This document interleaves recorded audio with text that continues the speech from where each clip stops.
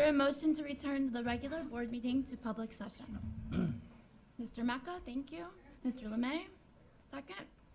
Any discussion? All in favor? Opposed? Abstentions? Motion carried unanimously. I call the regular board meeting to order. All board members are present. Dr. McCleary, would you please lead us in reciting the Pledge of Allegiance to the flag? I pledge allegiance to the flag of the United States of America and to the republic for which it stands, one nation, under God, indivisible, with liberty and justice for all. Please be advised that in the event of a fire emergency, an alarm will sound if an evacuation is necessary. Please note all marked emergency exits and evacuate well away from the building. At this time, we request that everyone turn their cell phone and other electronic devices to silent. Thank you. Is there a motion to approve the agenda as presented? Mrs. Beeger, thank you. Second. Mrs. Van Sice, is there any discussion? All in favor? Opposed? Abstentions? Motion carried unanimously. Dr. Mertzloff, we will now have board recognition. Thank you, Mrs. Leatherbarrel. This evening, we have a couple of recognitions, the first one being two of our students, Nicholas Massai from North High School in grade 12 and Owen Madison from North High School in grade 11. Each received a perfect score on the ACT. I'd like to invite Mr. Thomas, the principal of North High School, to come forward and tell us more about this impressive achievement.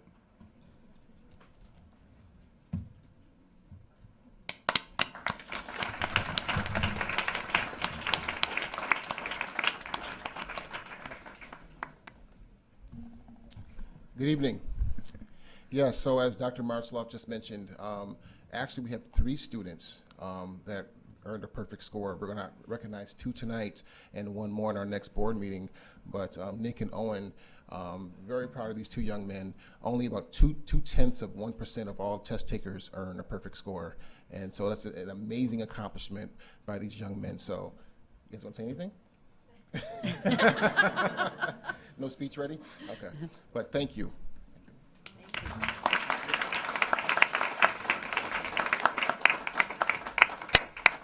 They need to. Up. Come on back up. Oh, God.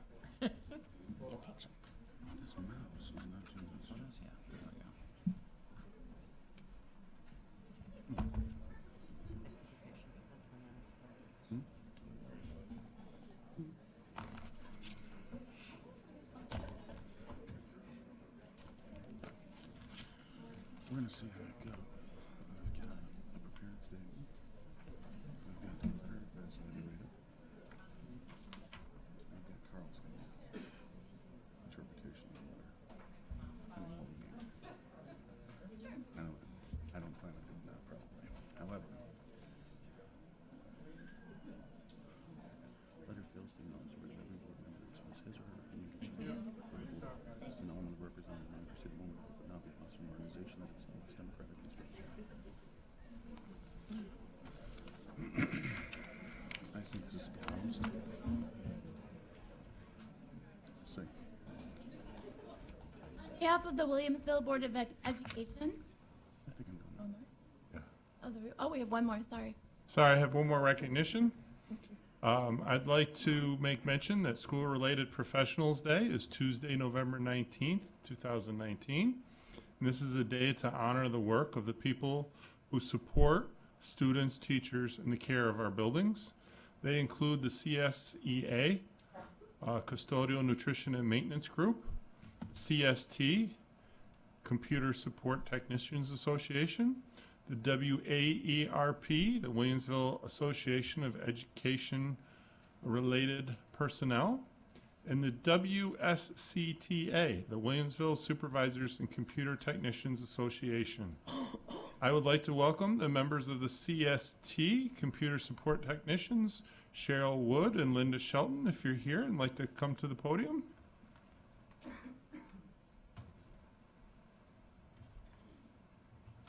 Thank you. I wasn't prepared. No speech this evening. That's okay. Congratulations. And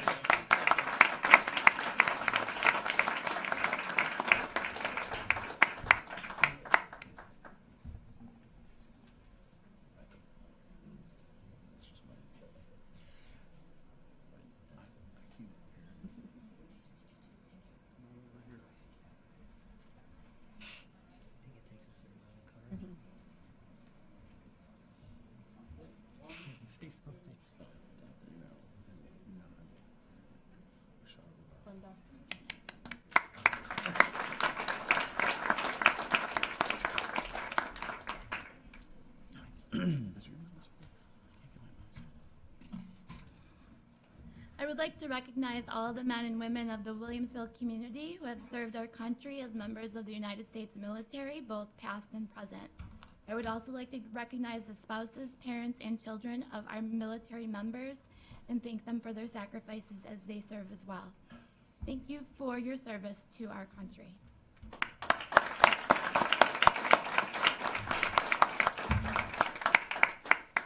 Time, are there any other board acknowledgements? Dr. McCleary.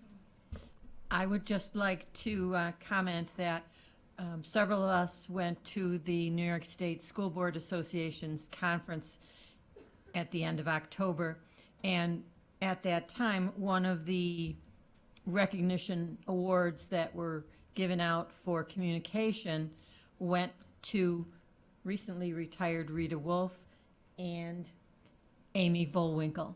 So I would like to congratulate them on their award.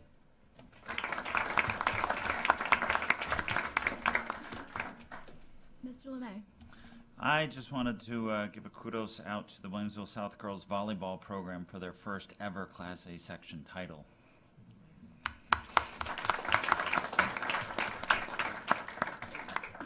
Any other board acknowledgements? Mr. Manka. I'd like to acknowledge the work that was done by Principal Smith, who's here in the audience in front, and the Williamsville District employees to protect our students at Maple West when there was an emergency situation involving a gas leak. Closing school quickly and then finding and rectifying the problem so that school could reopen the next day was an example of excellent work.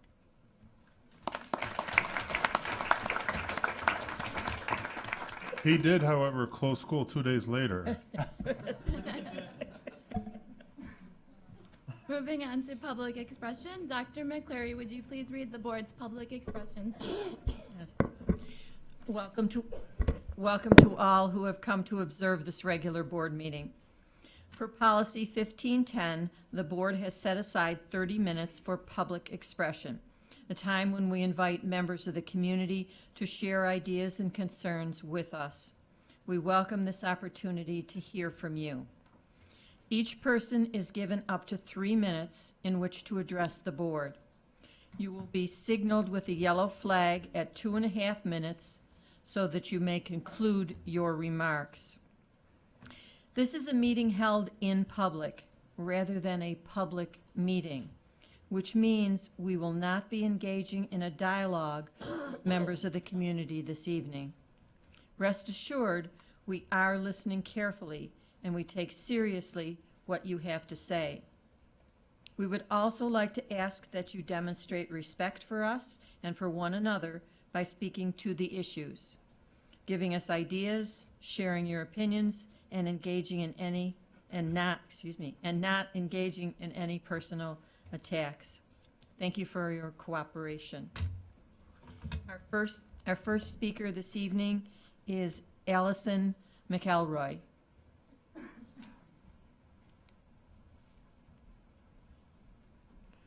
Would you again state your name and address for the record, please? Allison McElroy, 19 Lancelot Court. Go ahead. We have taught our children, if you see something, say something, and that's exactly what our daughter Mackenzie, who is a senior at North High School, did. Our daughter Mackenzie is on the varsity cheer team for North and has been part of the North cheer program since 8th grade.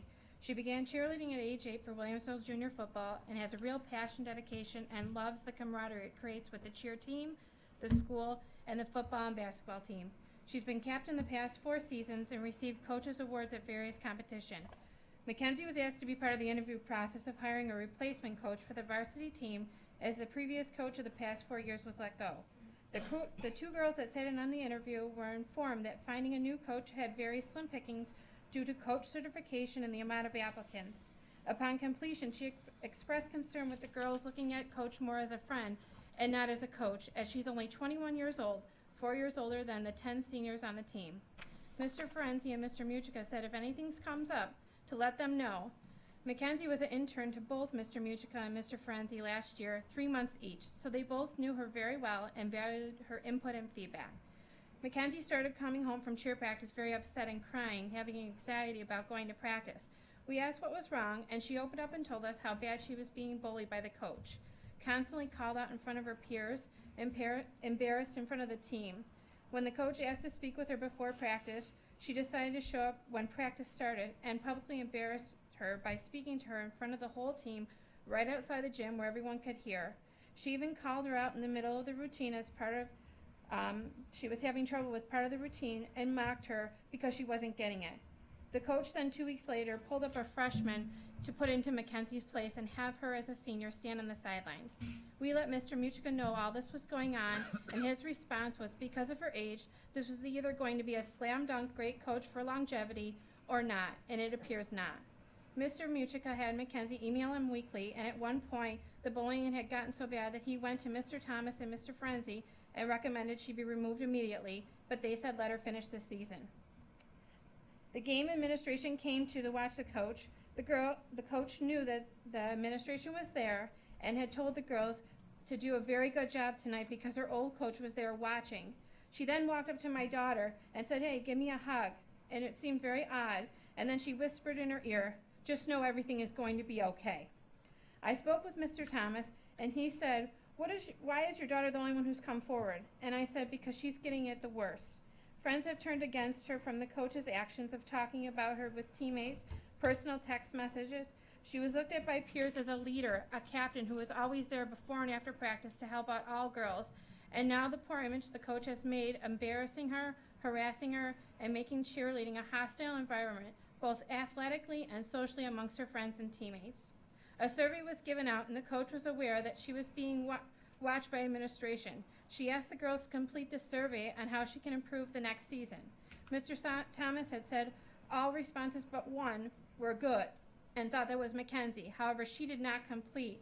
She was asked why the girls didn't complete it accurately and not anonymously, because they had thought that the coach was going to get these directly right to her and it would affect their position on the coming season. Thank you so much for your comments. Your 3 Thank you. minutes are up. Thank you. The next speaker is Aaron McElroy. Please state your name and address for the record. Hello, Aaron McElroy, 19 Lancelot Court. Yes, my daughter Mackenzie is, as my wife just talking about, my daughter Mackenzie. She started out the season going to cheer camp with this coach. During the time at that cheer camp, this coach discussed her own personal sexual experiences with the girls. I brought that to Mr. Mujica and told him about that. She constantly would only take text messages to her personal cell phone, not using any other huddle or anything like that that we use in this school system. I asked Mr. Mujica, I said, father to father, Mr. Mujica, I need this bullying to stop. I'm willing to wait for the process here, but I need the bullying to stop for my daughter. He said it will stop. It didn't stop. 6 weeks later, numerous conversations. It didn't stop. The text message we got from Mr. Mujica was stating that I tried. It didn't happen. We're going to retain her. I'm sure this isn't what you want to hear. I can't give you any details. That's all we got from that. It was a sad state of affairs with this. Our daughter loved doing this. It was a senior year. It was horrible that it went about it this way. We spoke with Mr. Mujica over and over and over on this, and we're very involved in this program in the sports in Williamsville. We're on the boosters. I'm on the board with Williamsville Junior Football. We give you coaches. We give you players. We do all this. This is just not right. The code of conduct was broken the way I see it. The employee code of conduct was broken the way I see it. I just want this on public record. This way, down the line, our friends that have younger children in this program, if anything comes up, this is on public record, and accountability will have to be given. That's all I have to say. Thank you. Thank you.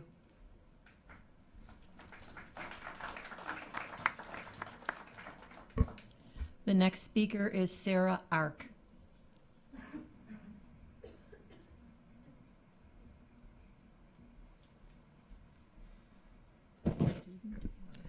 Good evening. My name is Sarah Ark. My address is 144 Wood Acres Drive. I graduated from Williamsville, and now I'm raising my family here. I'm happy to say, brought back here. I have a child in kindergarten at Maple East, one that will be attending kindergarten next year, and then another boy that will be attending 2 years later. So I'm new to the district as a parent, and a few things have caught my attention that I have concerns about. I have concerns about the number of students in curriculum extension classes. I noticed on my child's schedule that some classes are split and sent to specials with another class. And I know that this isn't just at Maple East, but this is happening across the district. While I think it's nice that students have an opportunity to see other students, I think this is a detriment to learning and to safety. There are district guidelines in place for class size, so I'm not sure why it's okay that the CE classes are 1.5 times the size of the classrooms. It leads me to believe that the district does not value art, music, library, or phys ed, and rather it's seen more as a break for the teachers than a critical component to student learning. Would you want to teach an art class or music class to 35-year-olds? Or phys ed class to over 60 second graders in a small gym? Safety is my biggest concern. Next is student learning and teacher effectiveness. I know if I had over 60 students in my phys ed class, which is larger than the gym that's at Maple East, I would have to limit the types of activities I could instruct due to safety concerns. Furthermore, there are children with special needs and ENL learners sprinkled throughout these classes. Inclusion can be a great thing. I teach students with disabilities. However, it also involves a greater degree of differentiation and supervision and assistance. It's not right to overload the CE classes. It's not fair to the teachers or the students, but once again, it's not safe. In addition to my concern regarding the size of curriculum extension classes, I have a concern about the amount of physical education the students are receiving. The state mandate for phys ed is daily and a minimum of 120 minutes per week for grades K through 3 and 3 times a week for grade 4. I understand this is an issue that remains unresolved in many districts, yet there are some who have managed to meet this mandate. There are some weeks my child will attend only one PE class, and within that time his activity will be restricted because of his class size. I'm thrilled that there is daily recess. These kids need time to jump and run and play and socialize and problem solve with their peers and have time to unwind from the rigors of school. Recess, however, is not a suitable substitution for phys ed. I would like the Board of Education and the district to take a close look at the way CE classes are scheduled, as well as increase the amount of phys ed the students receive to meet the state mandate. Thank you. Thank you. The next speaker is Kristen Cacciati.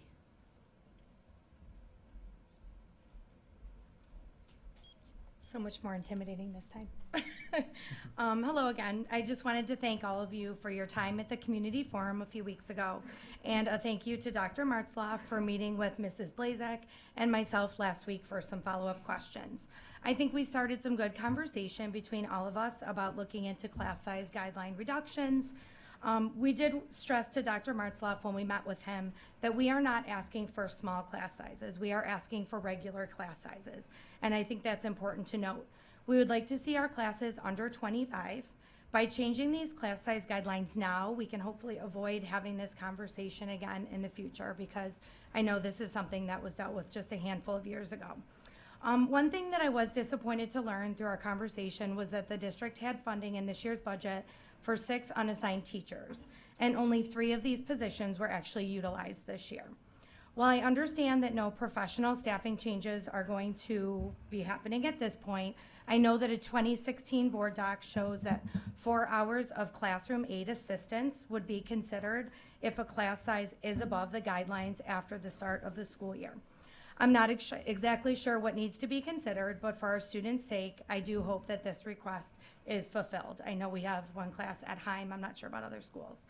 One point that also was brought up by Dr. Martzloff was that he was not hearing from many parents that class sizes are an issue right now. So I'm here today, and I have 72 letters from parents in the Williamsville School District. I should say residents, not all parents. And that's my next point. I think it's important to let you guys know that included are some residents that don't currently have students in the district. And these people are including their names because they know what's best for the children in our district. One thing that I wasn't able to mention at the last board meeting was the district's implementation of a growth mindset and growth mindset language. I love that my first grader is learning about the power of yet. I love that she's learning that mistakes are okay and that we learn from them and we grow from them. But our kids are not going to feel comfortable taking risks and making mistakes when they're in classrooms of 26, 28, and 30 students. And quite honestly, the teachers are not going to have time for that. At the last board meeting, Mrs. Beeger and Mrs. Leatherborough both talked about teaching the whole child. Certainly, we know that academics are important, but we also know there's so much more learning done in school besides the academic piece. I know, Mr. LeMay, you also brought up questions as to how our students are performing beyond high school. You know, it's the social and emotional skills that they are learning and not just the academic skills that are going to help them survive as, you know, and what we adults like to say, kind of in the real world. Thank you. Thank you. Thank you. The next speaker is Jennifer Blazek.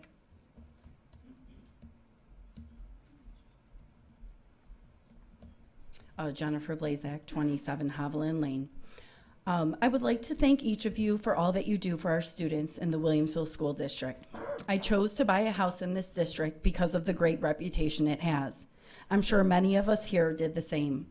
I appreciate all the opportunities that my children are experiencing here. However, I am concerned that regular class sizes doesn't seem to be a priority for the district. As a high school teacher myself, I find class sizes over 25 to be large. Williamsville has some large elementary school classes with 27 and 28 students in them. They have large 6th grade classes with 30 students in them. As a high school teacher in another district, I'm very aware of how class sizes affect how I teach. In my district, it's against my contract to have more than 22 students in a class. Even in my classes of 24 students, I find it more difficult to check in with every student. Shy students sometimes will not ask questions or are embarrassed to volunteer in large class sizes. In my math classes that have less than 24 students, students are more comfortable asking questions or asking me to explain an idea again in a different way. They learn to advocate for themselves. I feel more comfortable having my students work in groups because I'm able to support those groups in smaller class sizes. I feel more connected to my students and they feel more connected to me as well as their peers. I spend less time on discipline and more time understanding my students' needs, both academically and emotionally. I want my children's teachers in Williamsville to be the best they can be, and I believe eliminating large class sizes will help. I've been told to find data. So as a math major and a past AP statistics teacher, I was up for the challenge. I read through hundreds of pages of peer-reviewed studies with mixed conclusions connecting to academics. I did find, one study did show a negative effect from small class sizes in academics. But upon further searching, I found that because the entire state lowered their class sizes, they had to use unqualified teachers that were hired to teach, causing that decrease in academics. Small class sizes alone will not improve academics, but smaller classes allow for more opportunities for the highly qualified teachers. Studies do show that in smaller class sizes, better teacher-student relationships are formed. There are higher levels of student participation. Students have greater access to resources. More individualized student learning occurs. And students have a greater success after leaving school, because that's our goal. What happens outside after school. Students learn better work habits, self-control, and confidence and emotional stability. These traits are not measured by standardized tests, but they're crucial for the long-term educational success. Thank you. Thank you.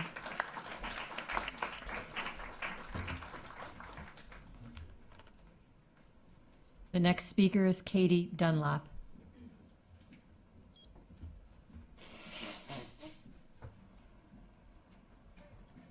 Hello, Katie Dunlap, 54 Taverley Drive. Thank you for your time and your service to our community.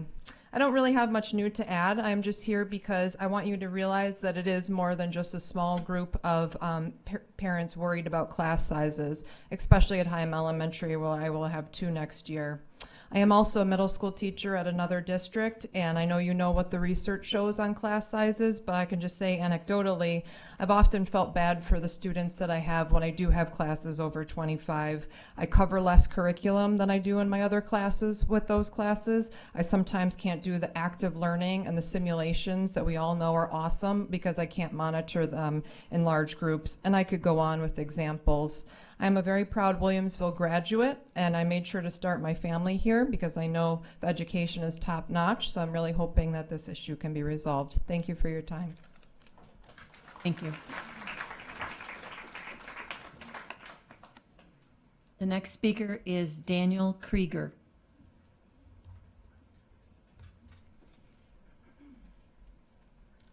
Hi. Are you a student? Yes, I'm a student. And you just state your name and the school you go to. All right. I'm Daniel Krieger, and I go to Williamsville East High School. I'm a senior, if that's important. But so what I wanted to talk about is the health curriculum in well, I guess all of the schools, not just the high schools, because there's not enough about like LGBT people. There's actually nothing about LGBT people, and I've talked with Mr. Muchika about this, and he told me that they are looking at revising the health curriculum, and he showed me some of the textbooks that they're looking at, and they're pretty bad. Like the high school one defines marriage as the institution that unites a man and a woman, and stuff like that. So it's not very progressive, very lacking in any sort of sex education for LGBT people, which is very, very important. You know, the average age that people lose their virginity is at 17, which for most people is in high school. You know, and so there's all this stuff, and it just means that LGBT people need a healthy sex education just like everybody else. And not providing that sex education for them can be both damaging, and well, it can be damaging and can lead to a lot of problems in the future with, you know, STDs and stuff like that, because, you know, you don't have the proper sex education required to know what is safe and what is not safe. So I think it's really important. I think that it will also limit any sort of stigma against LGBT people, because hearing about a group in the classroom makes them seem less alien, I suppose. So yeah, I think that this is something that's really important and something that'll be really beneficial for all students. So yeah. Thank you. At this time, we have finished our list of people who have requested to speak. Come on up. Yes, sir. If you would state your name and address for the record. Good evening, the board members. My name is Jinshin Lee, 5933 Bradford Court. Tonight I'm reporting about the school bus number 413. School bus number 413 serves our neighborhood, including the street that I live in. In the past, since this semester, so they have a new driver. A new driver is highly unreliable. So in this semester, in the past 47 school days, 7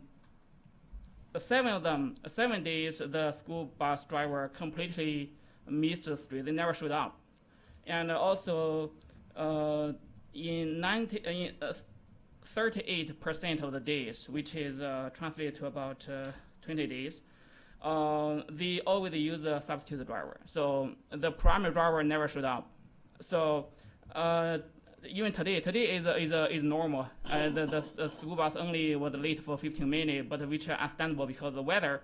But in the past months, my daughter is a fourth grader in this school district. She never saw her primary driver any once.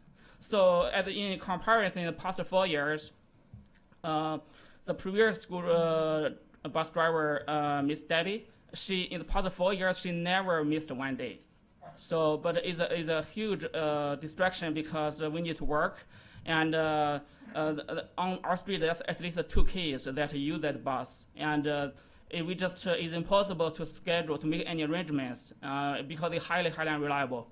In one day, for example, when the school bus just completely ignored the street, and 30 minutes later we saw the map, it eventually showed up. So we have all the statistics here for the board members, and just after the meeting, I can give the report to you guys. Thank you. Yeah. Okay. Thank you. Thank you.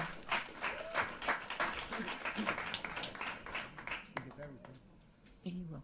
Did he sign No. it? Can we just get you to bring up that paperwork that you have? Okay. And we have to get you to sign in, so we have a record of how to contact with you. That's all right. And Yep. Thank you. All the numbers, the days, okay, Yeah. you would sign. Sir, you're not on our list either. Yes, am I allowed to speak up? I was just going to say we still have a few minutes of our original 30 minutes, so you're certainly welcome to speak.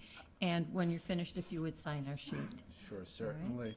Thank you very much. I'll be brief. My name is Dr. Miles Faith, 190 Rollingwood Street. I just want to add my voice to what we've heard about the school size, classroom size issue, and I'm speaking from the vantage point as a parent of 2 children in Maple East in this wonderful district with phenomenal teachers. Speaking from the voice of a clinical school psychologist, and also from a department chair at UB. And one of the great parts about that job is I get to work with colleagues who have great expertise, and I learn a lot.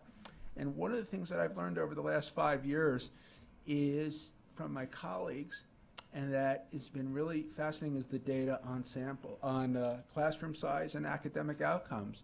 And from everything that I've been told and read, and I've dealt with real experts on this, the data are really clear, as you've heard from the parents today, that it is that kids in smaller size classrooms do better academically.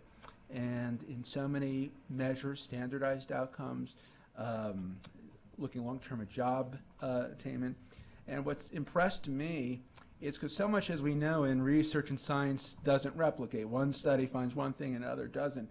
But from my vantage point and from what I've been told and looking at it, this is really consistent. I mean, there might be some studies where there's no difference, but the lion's share of evidence from what I've read and when I speak to my colleagues and some real experts on this is that the overwhelming evidence is that kids in smaller classroom sizes do better. And there's really strong science behind that.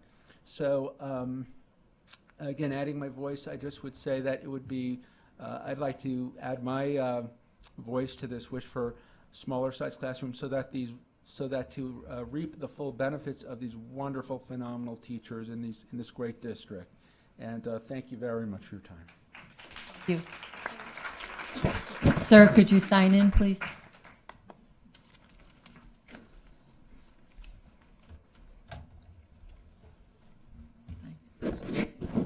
We still have a few more minutes if there's anyone else who is interested in speaking. 1, 2, 3. Okay, we will move on to item 6 on the agenda, which is the annual claims auditor report. Dr. Martzloff, would you like to introduce the auditor for this report? Thank you. Please? Yes, this time I'll turn it over to Mr. Matursky, who will bring up our auditor. Mr. Matursky? Thank you, Dr. Martzloff. At this time, I'd like to introduce Mr. Joe Klimek. He's a CPA partner of the firm EFPR Group, and he is here to present the annual claims audit report to the Board of Education. Thank you. It's an honor to be here. Just to let you know, I'm a 1974 graduate of Williamsville North, and that's why I have my green and gold on today. So, Tom and his staff do a really wonderful job and make our job easier. We looked at over $55 million worth of disbursements, 9,336 disbursements, and we had 7 errors where the claims auditor, we asked for the check not to be signed. So that's a very, very good error rate, 0.0075, and it's historically been that way. And we also look at non-disbursements that go through the payroll process. And those were at $68 million. We looked at 1,694 of those type of disbursements and found no errors in those at all. One of the great programs that the district has put in place, pretty unique to this area, is your purchase card program.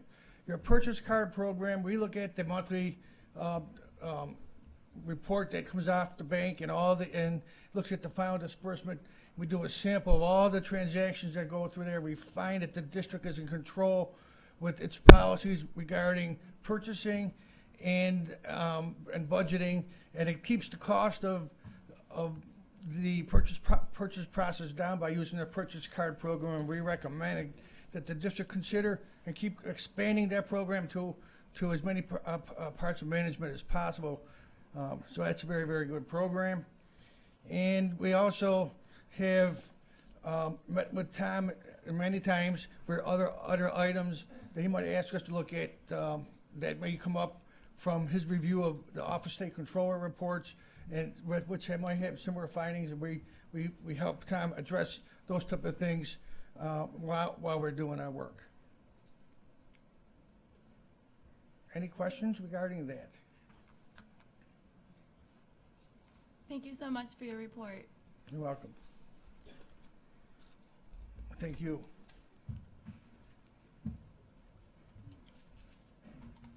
Moving on to our consent agenda approval. Is there a motion to approve the consent agenda items? 8 personnel, 9 business, and 10 special needs and student activities as presented. Mrs. Beeger, thank you. Second, Mr. Borenstein. Is there any discussion? Mr. Lemay? I just wanted to get clarification, if I could, please, under the Child Nutrition Revenue Report. I was curious as to why South High School was showing a $1.5 million revenue and the other high schools were not showing anything. That's due to the fact that when we receive our state reimbursement funds, it comes as a lump sum check.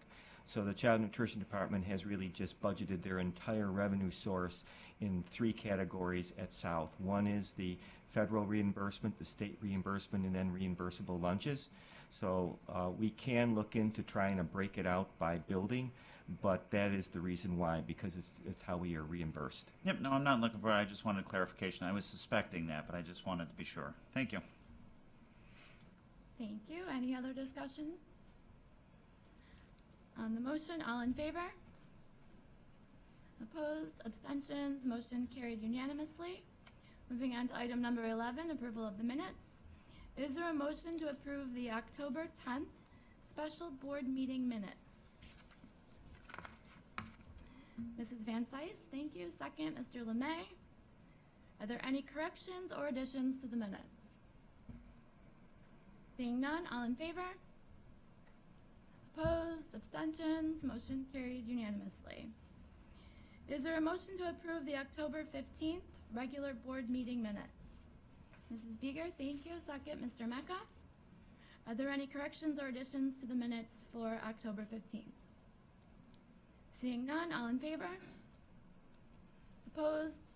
Abstentions? Motion carried unanimously on the minutes. Moving on to our President's Report. This past Friday, Mr. Lemay and I were able to attend the Williamsville Education Foundation Wall of Fame breakfast. Dr. Martzloff was our MC for the event, and he was able to introduce all of the inductees, who then came up and gave a few words. And then at the conclusion of the breakfast, all of the inductees went back to their respective high schools and spoke to the students, which I thought was very nice. Mr. Lemay, anything to add on that? No, we had 10 people that received awards, 3 from North, 3 from East, and 4 from South. We were fortunate to sit with and mingle with the various recipients prior to the award ceremony that morning. So it was a tremendous benefit, and I look forward to this event every 2 years. Thank you. Our next item is Erie County Association of School Boards. The legislative team meeting was on Thursday, October 17th. Dr. McCleary attended. Do you wish to report at the table? That's fine. I've submitted a report. Thank you. The Albany Update event was Thursday, November 7th for Erie 1 BOCES. Mr. Mecca attended. Do you wish to give a report? I submitted a report, but I will say from the larger picture is that the budget situation might not be so good for us this coming year from the state.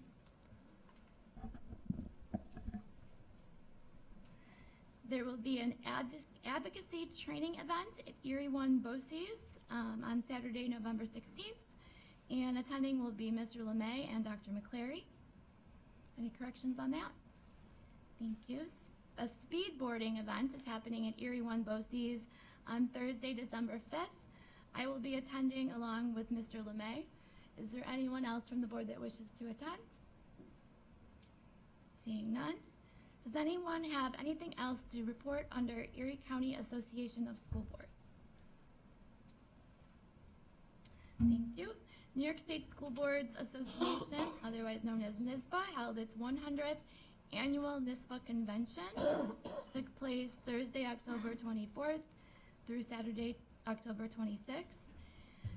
Mr. Bornstein, Mr. Lemay, Dr. McCleary, Mr. Meyer attended along with Dr. Martzloff. There was a pre-convention communications workshop that was attended by Dr. McCleary. Everyone who has attended has submitted a report. Does anyone wish to comment on this event? Mr. Bornstein. Thank you. First of all, it was a fabulous opportunity. This is the first time I've attended the state conference, but I really just want to give a shout out to Dr. McCleary and Mr. Lemay.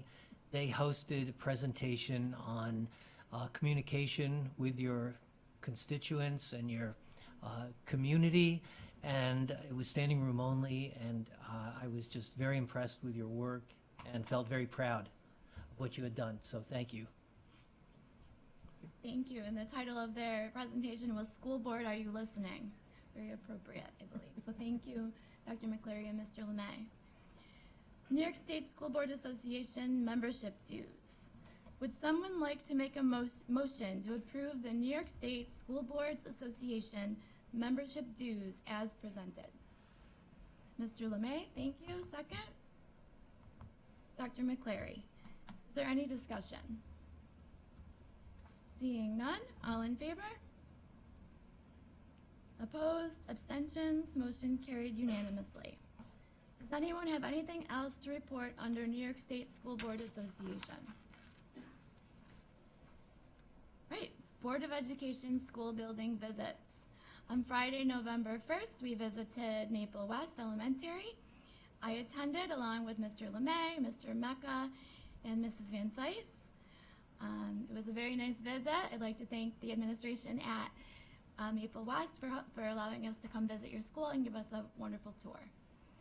The following are upcoming school board visits. Monday, November 18th, we will be visiting South High School. So far, it is just Mr. Lemay and myself. Is there anyone else from the school board that can join us on Monday for a South High School visit? I'll join that, Teresa. Thank you. I can Thank you join. so much. Yeah. Oh, and Mr. Bornstein, wonderful. So we have Mr. Meyer and Mr. Bornstein. That makes 4 of us. Wonderful. On Friday, December 6th, we are planning to visit Transit Middle School. Again, so far, Mr. Lemay and myself are the only ones signed up. Is there anyone else from the school board that believes they can make the Friday, December 6th visit at Transit Middle School? Dr. Venator, thank you. All right, that gives us 3. Teresa, can you Yep. just pencil me in there as a maybe? Sure, we'll put down Mr. Thank you. Meyer as a maybe for Transit Middle. Monday, December 16th, we will be visiting North High School and the AIM building. So we will do North at 7 and AIM at 8. So far, it's Mr. LeMay, Dr. McCleary will be there for part of the time, Mrs. Beeger, Mrs. Van Sice is a maybe, and myself. Any confirmations, yes or no, or anyone else can attend? You still a maybe, Mrs. Van Sice? As long as I don't have CSE. Okay, gotcha. All right. We also held a community forum on November 2nd. This took place at North High School. Thank you to Mr. Thomas for attending that event. I attended along with Mrs. Beeger, Mr. Borenstein, Mr. LeMay, Dr. McCleary, Mrs. Van Slice, and Dr. Vernader. Dr. Mertzloff was also up there at the table with us. Thank you to Mrs. Carey for helping to organize and set up. So there were 7 board members present at the forum, as well as Dr. Mertzloff, as I just told you. Thank you to all the parents who gave of their Saturday morning to attend and participate in our discussion. Dr. Mertzloff spoke about school safety and security and shared some details of what may be proposed in a future capital project. This was followed by questions and discussion about how safety and security might be improved in our schools. Additional topics discovered at the forum were restorative justice practices, improving communication to parents throughout the district, reducing class size guidelines, and transportation issues. Thank you again to everyone who attended. Item G in the President's report is about WITS access. Mr. LeMay has expressed an interest in having his WITS account linked with South High School, which is his liaison school. This relates to board operations and our board liaison assignments. Mr. LeMay, did you wish to comment on this request or explain your request at all further? I can explain it further. Since we've changed the roles of board liaisons this year, from being just PTSA liaisons to the school bodies to being full liaisons to the schools themselves, I would find that it's easier that we kind of get looped in on the communications from those schools so that we can be in the loop as to what's going on and see from the parent's perspective, especially if you have a parent's concern about regarding something, we can now at least have reference back to it or a compliment as to the way that communications work. So I guess what I'm asking for here is that by default, board liaisons to their various schools become automatically added into the mail distribution lists for those boards, for those schools.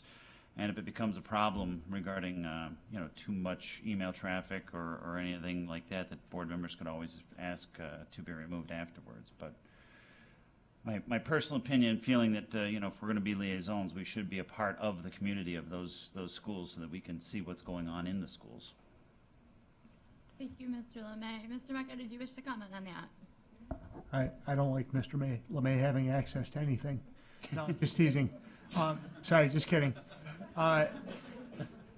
So in the 3 years prior to me having a daughter in school, I also did not have access to this information, and I now do. And it's really useful, and I think that Sean's request is a great one. And I only wish I had known that this was going on in the 3 years prior, because I never got those emails. So I totally support Mr. LeMay's efforts here. Mrs. Beeger, I see your hands. I'm a liaison for both Heim Elementary, Heim Middle, and both schools do such an excellent job of providing weekly updates through WITS mail. I fortunately receive them because I'm also a parent at those schools. But if you're not a parent at the schools, it goes through smaller items but also really important items, and especially if in the shift in our roles, if we're looking not just to attend PTA meetings but also to attend school events, I think that's a really good way to gauge what's happening in those schools. And also you just get a feel for the community of what's happening, from big events coming up to Crazy Sock Day coming up, those kinds of things. We talked quite a bit about communicating with parents, and I think that's also, as a board liaison, a good way to gauge how the school is making an effort to communicate with parents. So I really think that it's important, if you are a liaison for a school, that you should be receiving those WITS mails just so you know what's happening within the building. Thank you. Dr. Yes, Sean. I would echo the same thing. do get material from Country Parkway intermittently and regularly from the PTA, which is wonderful. But now, as being a liaison to the building and not just, I shouldn't say just PTA, but a PTA focus, it would be helpful to have more. Thank you. Dr. Martzloff, is this something that can be done, or would you wish to speak about this at all?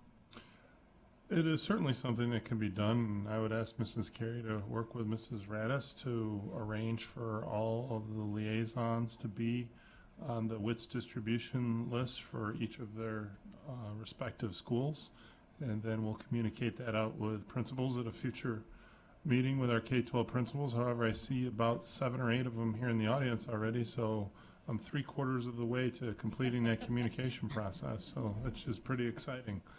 So I think it's important for board members to have that information and be kept up to date on what's going on in their particular school. Thank you. Is there any further discussion on this? Mr. Lemay? Just a stretch goal, and I didn't ask for it originally here, but I think it was mentioned originally for, it says WITS access. That is kind of a stretch goal. I didn't ask for it originally because I don't know what the feasibility, the logistics behind that are, to allow board members to log in as a parent into the WITS site to see the various information. My gut tells me, being an IT person, that might be more of a stretch because you know, class assignments, teacher assignments, that sort of stuff also shows up in the portal. But if a long-term feasibility could be done and it's easy, not complicated to allow for access to something like that, I would, again, pitch the same thing I said for the WITS distribution list, that, you know, it would be beneficial for board members to see the postings and what's going on, because sometimes that is the form of communication for various schools, is just post it inside of WITS and have the parents come and observe and see those bulletins. We will check into that to see the possibility for the future. Thanks. You're welcome. All right, moving on. The Board of Education will be having a retreat on Saturday, January 11th. This will take place from 9 a.m. to 1 p.m. at our district office. Attending so far listed is Mrs. Beeger, Mr. Borenstein, myself, Mr. LeMay, Dr. McClary, Mr. Mecca, and Mrs. Van Sice. Does anyone wish to change their intention to attend or not attend? It looks like I can attend. All right, we're going to list Mr. Meyer as attending. All right, we have this board retreat scheduled for Saturday, January 11th. The purpose of giving up a Saturday and participating in a board retreat is so that we can participate in school board development training to improve our effectiveness and efficiency as the governing body of the school district, and always bring that back to improving student achievement and learning outcomes for our children. Based on expected board member attendance, board member feedback via email, and discussion with Vice President Van Sice and Superintendent Martzloff, I would like to propose that the board operating principles be our training topic at this year's retreat. Board operating principles. And if you recall, we did receive like a list of possible topics to choose from. Does any board member wish to comment on this choice for our retreat topic? All right, thank you. Strategic Planning Committee update.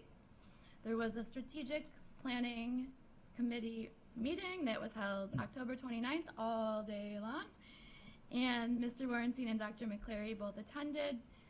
Do either of you wish to give a report at the table? Go ahead. I'll just make a few comments that, in general, we spent the day reviewing the 3 surveys that went out to various groups in the community, teachers, parents, students, and then we reviewed the 3, there have already been some focus groups on various topics. We reviewed those, and we tried to look at which areas we feel we want at this point to focus on moving forward. Just want to underscore how important it is that we receive those surveys and listen to those focus groups, because a strategic plan is really all about drawing in as much information from stakeholders as is possible, and we are actually in that process right now. So I think that I want to thank everybody who participated and filled out your surveys and sent them in. This is an ongoing process, but that is certainly a big part of it. Thank you, and I just want to point out that the majority of people who attend those committee meetings aren't paid to be there, but our board members, along with the several parents that are now on the team, volunteer their entire day once a month, and I just wanted to point that out and thank them for doing so.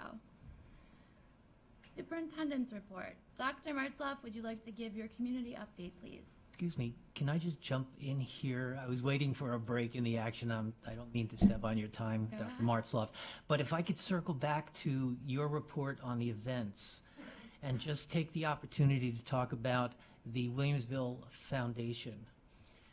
This is a group of individuals, and the president is Jeffrey Katz, and they're undergoing a significant change to their mission, and I just wanted to put that into the record.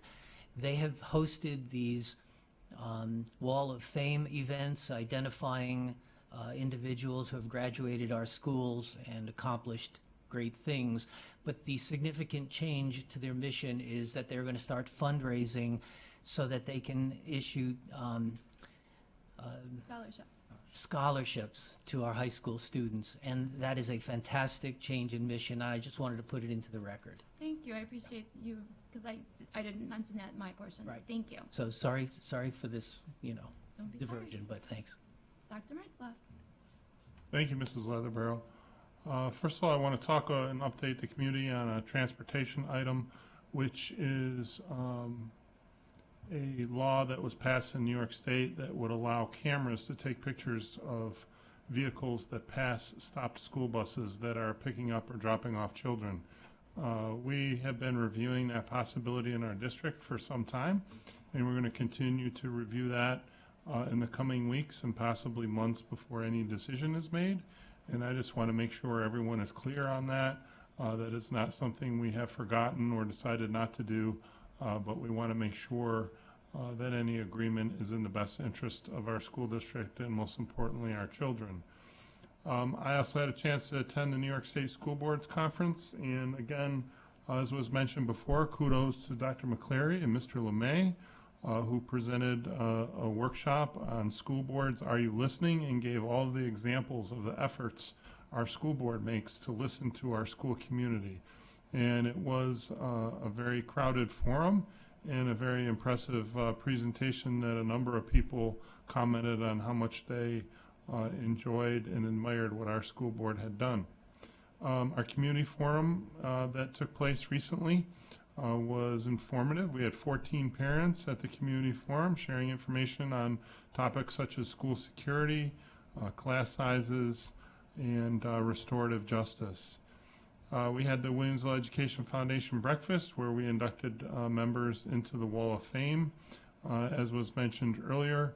And I think it's a great opportunity, if you're ever thinking of donating to the Wall of Fame, to think about it now as they begin to provide scholarships for students. That's critical with the cost of college going forward.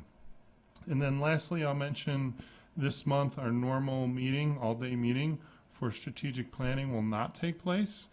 The reason it will not take place is because our consultants who are involved with us on strategic planning are going to work on finishing their focus groups at some of our schools, so that by the time we reach our December planning meeting, they will have finished visiting with groups of teachers, groups of parents, and groups of students at all 13 of our schools across the district. So we thought that was very important to get a complete picture here in Williamsville. And so they're going to be working on that, but we look forward to the information that will generate. We're also going to be putting out a survey to all of our non-instructional staff as it relates to strategic planning in the coming weeks. And that concludes my report for this evening. Thank you, Dr. Martzloff. Now taking a look at our policies, would someone like to move the first readings of the following new policy and revised policy? 7440, student voter registration and pre-registration.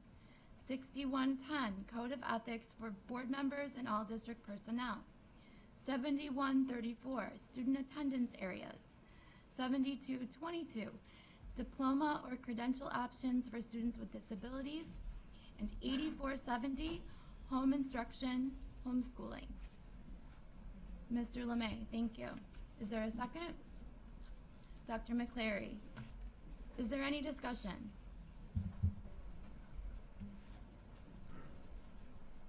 Would someone like to move? Oop. Aye. Okay, all in favor? Thank you. Opposed? Abstentions? Motion carried unanimously. Little distraction. Oh, yeah, sorry. I know. Would someone like to move to table the motion for a second reading and adoption at the December 10th, 2019 regular board meeting? Mr. LeMay, thank you. Is there a second? Mr. Mecca? All in favor? Opposed? Abstentions? Motion carried unanimously. Just going to wait a few moments here and we can start to get ready for our enrollment projections. Dr. Martzloff, would you like to introduce the presentation in just a moment here? Sure. This time I'll ask Dr. Grossman to come up to the board table and turn it over to Mr. Scanzuzzo, who will introduce him and talk a little bit about the report that the board is about to receive. Thank you, Dr. Martzloff. This evening, it's my pleasure to have Mr. Steve Grossman here with us from Syracuse, New York. He represents the Red Group, who will be sharing their research that they've done in the Williamsville Central School District for future enrollment projections. And I'll turn it over to him to share his findings with us. Thank you. Hi. Hi, everybody. It's nice to be back. Just want to make sure I know how to do this. There we go. This is, sometimes it's difficult to make this interesting after 15 years of doing it, but I think you've all seen the report. I think you've all had an opportunity to review it, so I'll try to move through quickly. I'm going to look at my notes here, and so I'll be juggling both of these presentations, so just let me play from the first one. Okay. So every year I go through this list. I won't do it again this year, to determine, to lay out all the factors that could influence enrollments. And what we find is that only three really stand out as being variables. The others very little. So they don't affect enrollments very much. But these three do. And those are the changes in the kindergarten class size, the current enrollment, and what we call in or out migration. And does anybody not know what in or out migration refers to? Everybody? Okay. So I won't go through that again. Oops. Okay. I'm going to ask if you would just speak about it for a few moments. Sure. We have a lot of parents talking about class sizes and their Right. Well, what happens is that in all school districts, the kids you start with aren't the kids you end up with. And so over a period of time, you'll have students moving into the district, in migration. You'll have students moving out of the district, out migration. And in past years in certain districts, for example, one I just did a study on, from 2000 to 2019, they've had a 35% decrease in enrollments. And that has to be due to the fact that you have a lower birth rate and families moving out of the district, usually for economic reasons, for jobs and so on, closings of businesses and so on. So what we found in Williamsville, and I'll go into it, is that the the district's birth rates are down, but there are always families moving in that help to mitigate the changes. And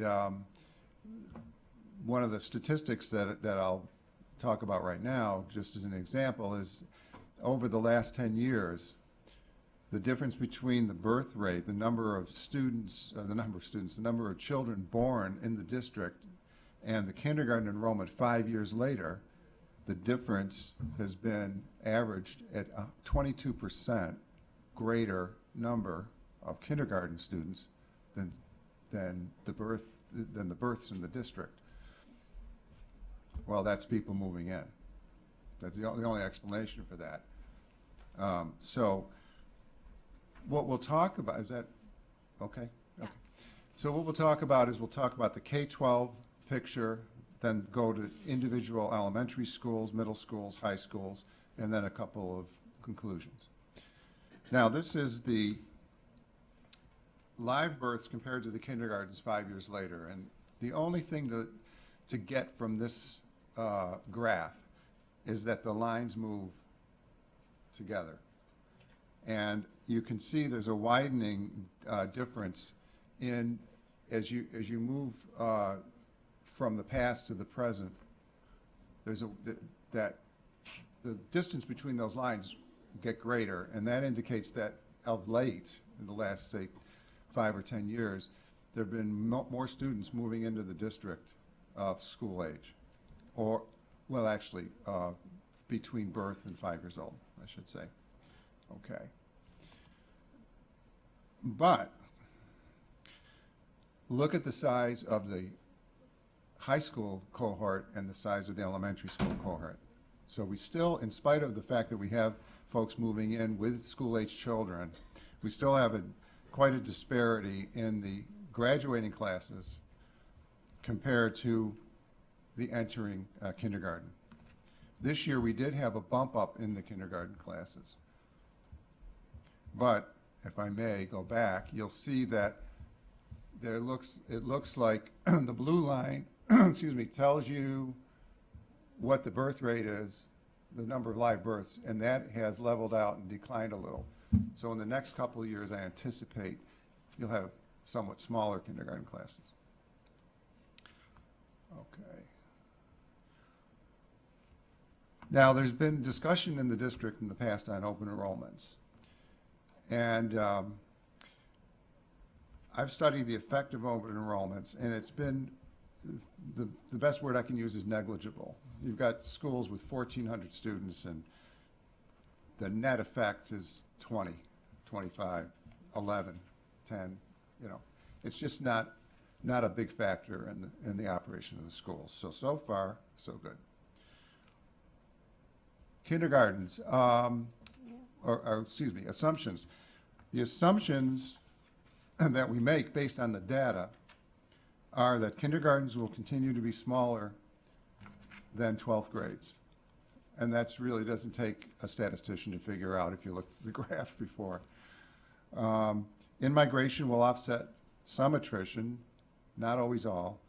The economy will continue its recovery, and that's based on information that is public information.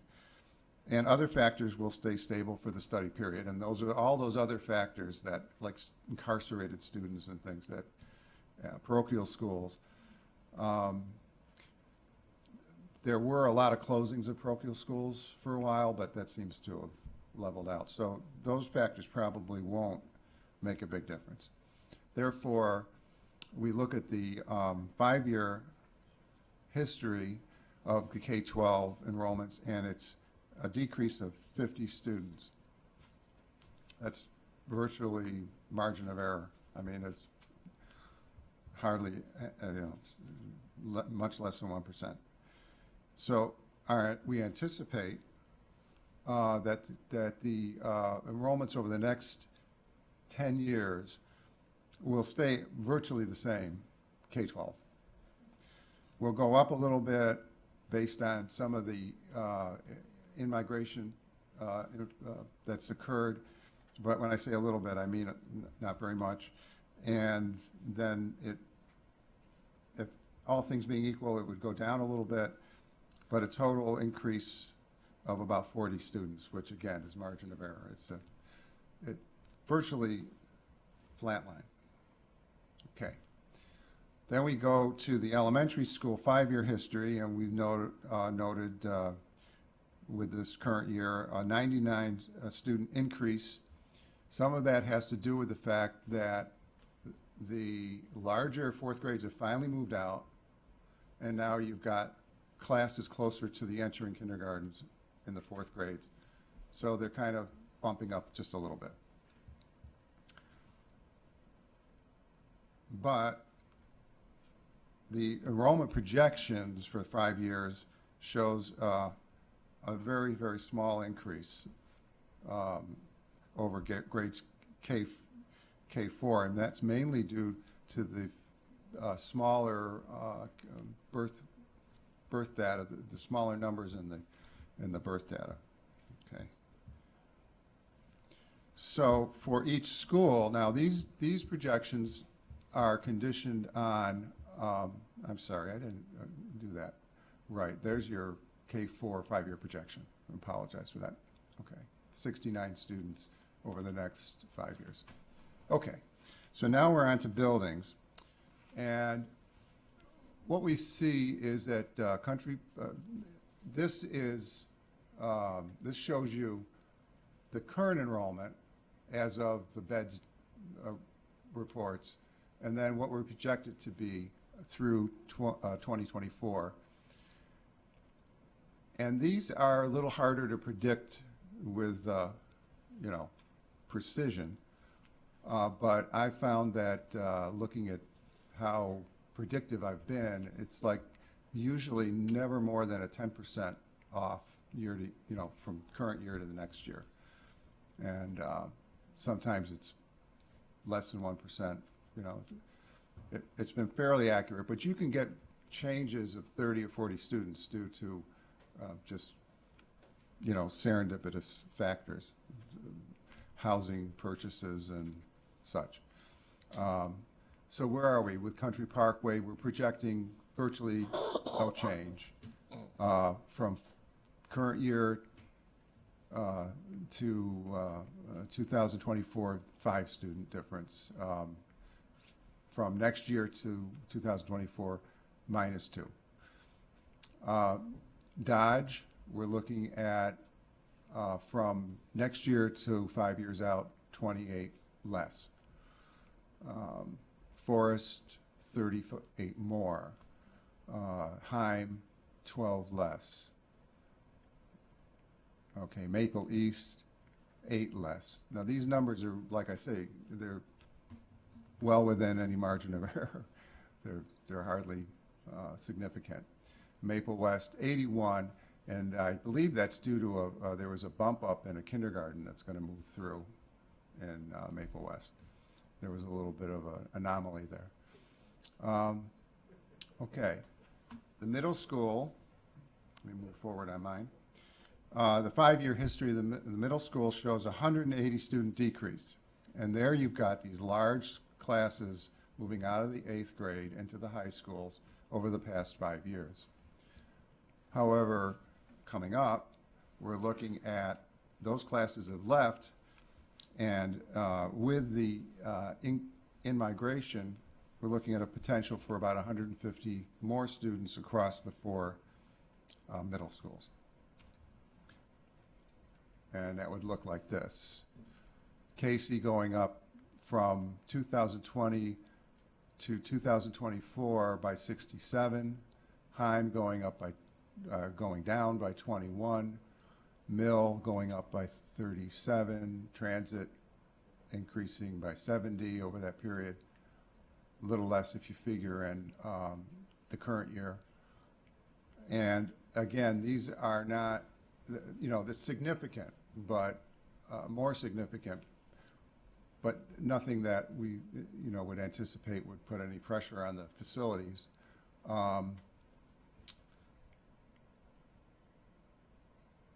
Where am I? Okay. All right. So that's the middle school story. A few more students here and a few fewer students there, but a total increase about 150. Then the high school, we look at the history and we see 31 student increase over time, mostly students moving in. And then projecting out a 150 student decrease. I don't know if there's any mathematical significance to the fact that it's almost exactly the mirror image of the middle schools, but clearly those larger classes are going to be moving out and graduating are going to be significantly larger than the, even with students moving in, they're still going to be significantly larger than the entering classes. But the total effect across 3,000 students is, you know, fairly minor. Okay. So by building, what do we have? We have 62 students less in East on around 1,000, 58 students less in North on 1,400, and 37 less in South on about 900. So again, that's where we are. Okay. So K-12 enrollments level out with some increases in elementary and middle and decreases in high school. No changes in attendance areas or feeder patterns will be necessary based on what we see, the current, situation. No major changes in facilities will be necessary due to enrollment. I know you're working on some things, but the enrollment wouldn't be a driver. No changes in open enrollments are recommended at this time, since it doesn't seem to be having a significant impact. And with that, I'll take questions. Thank you again. Yes. Thank you for taking the time to put all this information together. It's really Yes. interesting to look at, and I like looking at the trends over time, so I appreciate it. Yes. I want to ask about one of the pieces of the report that I didn't see here but was in what you shared with us in the appendix. Yes. It mentioned that you take into account the development planned in the future for the Right. district. And one of the findings that was listed in the appendix is that the number of units for single-family homes, apartments, and townhouses are about 430. And that means that the impact of these units coming in the next 5 years would be about 500 students. So I see that you show middle school and high school kind of offset each other over the next 5 years according to this, and elementary looks to be going up 70, but this is saying that it's going up 500. So I'm curious, I guess two questions. One, when you looked at this, were you looking at where these houses are being built specifically and the impact it would have on specific schools? And also, when you had those totals, were these 500 extra students figured into the statistics that we're looking at here?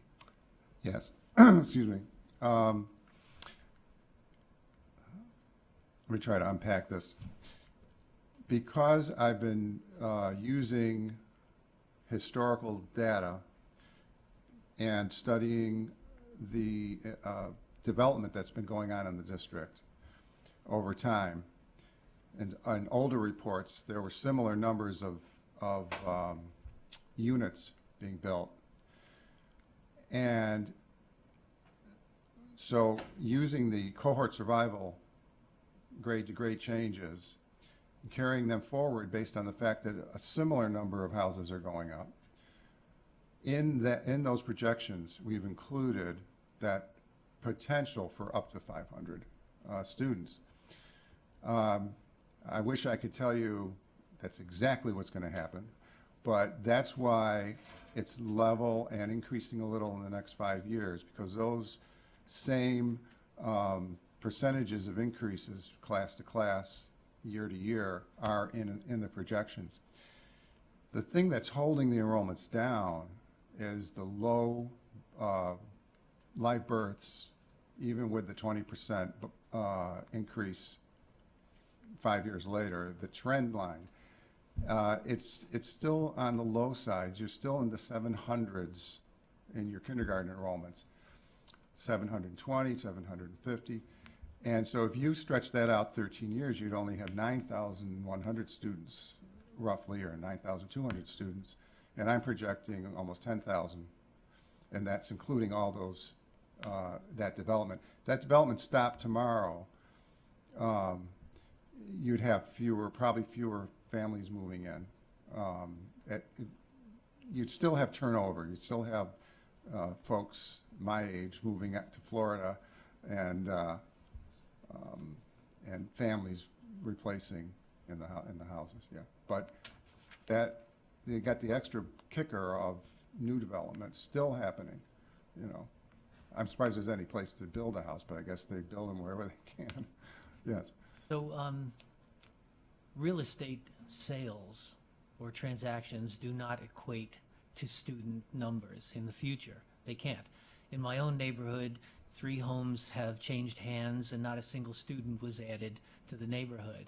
So we can't really look at the real estate transaction as a indicator of what student population will look like in the future, correct? You have to use the, 2.4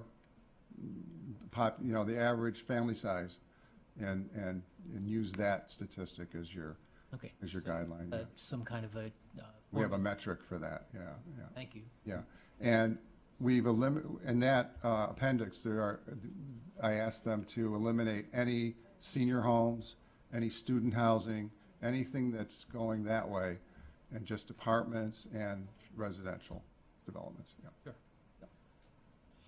Yes. Good. Just a quick question. So the beds data that you provided, what year is that? Is that this year from October? Data that the district provided that they submit to the state, and it's for this year. Yeah. Right, okay, so it's for this year. So those are the actual, we know that those are factual numbers because it's reported to the state and we're mandated to do that. That's correct. So that's how you determine your numbers then for our 19-20 year and then the projection. Yeah, 19-20, sure. Yeah. Any other questions or comments? One more, I think, or maybe more. I'm sorry. First, Dr. Grossman, thank you for braving the weather. I know. I did get a room this ago. You phoned in because of the weather, so thank you. I think I'm all right. This is probably more of a summary question, and I'm going to direct it somewhat at you, but probably more back towards our own district here. Your report references over the last 5 years that the elementary classes went up, and let me just pull that up real quick. Over the last 5 years, they increased by 99 students, and you're projecting that over the next 5 years, they're going to increase another 69 students. So roughly 168 students have come into the elementary districts over that 10-year period. I know the district has been looking at doing, reduction of class sizes over the last 5 years by attrition in the elementary school specifically. My concern, and I don't know how much, again, that you're going to be specifically able to answer as to the district, is that, and I'm going to pick on a school visit that we did just this year, is at Maple West Elementary School, and I'm using your data specifically, that currently we are at 648 students this year. We toured that building and discovered that the building is I want to say pretty much at max capacity. I mean, I'm sure there's room to squeeze more students into it, but we were seeing desks out in the halls for staff and whatnot. Your projection for next year is 717 students, and then by 2024, we're at 798 students. So that's more than 150 students going into one building alone. Now, I understand you're looking at data at the district as a whole. I guess my concern comes back to the district of where are we putting 150 more students? And then I also look at where we have a number of parents that are coming to the table complaining about class sizes, mainly at Heim Elementary, and I'm looking forward to taking the tour at Heim Elementary soon so that we can actually see that. And the principals that are here and they all, and the constituents that have seen me at these various meetings and school visits have known over the years that I always ask what's the good, what's the bad, what's the ugly. This year I'm changing that question and saying, show me the building. Are we at capacity? Do we have room? Can we grow? Can we reduce class sizes? And if so, how are we going to be able to do that physically? My concern with Heim Elementary is, again, I look at the 5-year projections and I see that we're going to add 10 students. I know that's not a lot, but we're already, again, at a school that's at max capacity. So I'm not sure, I guess, really where my question is going here, other than to say, what are we going to do and how are we going to project and how are we going to fix that? Again, you probably don't really have the answer to that. You're just presenting the data to me. Definitely don't have the answer to that. I'm hoping that, we're looking at this data because, over the last 5 years, we're looking at reductions in a lot of stuff, but we're seeing the elementaries go up And we're seeing the projections continue to go up at the elementary. Thank you, Mr. Lemay. Any questions or comments? Mr. Mecca? So my comments will be similar. I don't know that you can contribute anything to it, but it's just a reaction to the data, to these data. So sometime in the next 5 years, Forest will experience a 14% increase over the present enrollment. Maple West will experience a 26% increase over the current enrollment, and Casey will experience a 12% increase over the current enrollment, if my calculations were correct. Maple West will be at 802 students at some point in the next 5 years. I looked back at a prior enrollment report from 2017, which spanned back the previous 5 years, and at no point was it over 650. So I'm becoming very concerned with these numbers in particular buildings and how crowded they are, especially after our tour of the building. I stand by what's in the report, but just as a caveat, it's based on what I see as, not what I see, but the fact that there's been a significant number of students moving into the district. And the I don't know the building capacities, I don't know the optimum capacity or whatever. We dealt with that 15 years ago. But it really is a planning issue for the district. I'm just presenting the numbers. Yeah. I don't. Exactly. I can't really comment. Right. So I guess it does bring. Don't have the information to comment. It does bring up a good question because now, so I've been on the board 4 years and I'm looking back at some data that even preceded my presence on the board or around the time that I was on the board, and we've never seen these numbers projected for Maple West, for an example. But I think the same was probably true of Forest and Casey, given the numbers that are showing up here. To me, the buildings look crowded as they are now. I can't imagine with another 150 kids at Maple West, for example. Do we have capacity guidelines for the building? Are there laws that regulate how many students can inhabit a building? And I'll add to that, the capacity guidelines, have they been updated to reflect the current use of the buildings? Any further questions or comments? Mrs. Beeger? I just want to follow up on my question again, and thank you. I realize that you're not here to solve our issues that will follow this, but one of the things that will follow this is we need to determine which schools are eligible for open enrollment. And so it is important for us to really look at each individual school. And that was one of the reasons why I asked, when you are looking at development that's coming in, are you looking, and it's okay either way, it's just for my thinking purposes, I want to understand if that's looking at the whole district in the housing that's coming in, or if it's by school. Because, for example, in Heim Elementary, I believe there's a subdivision that's almost in completion that's 130 single-family homes, but it shows that Heim Elementary is going to lose 10 students over the next 5 years.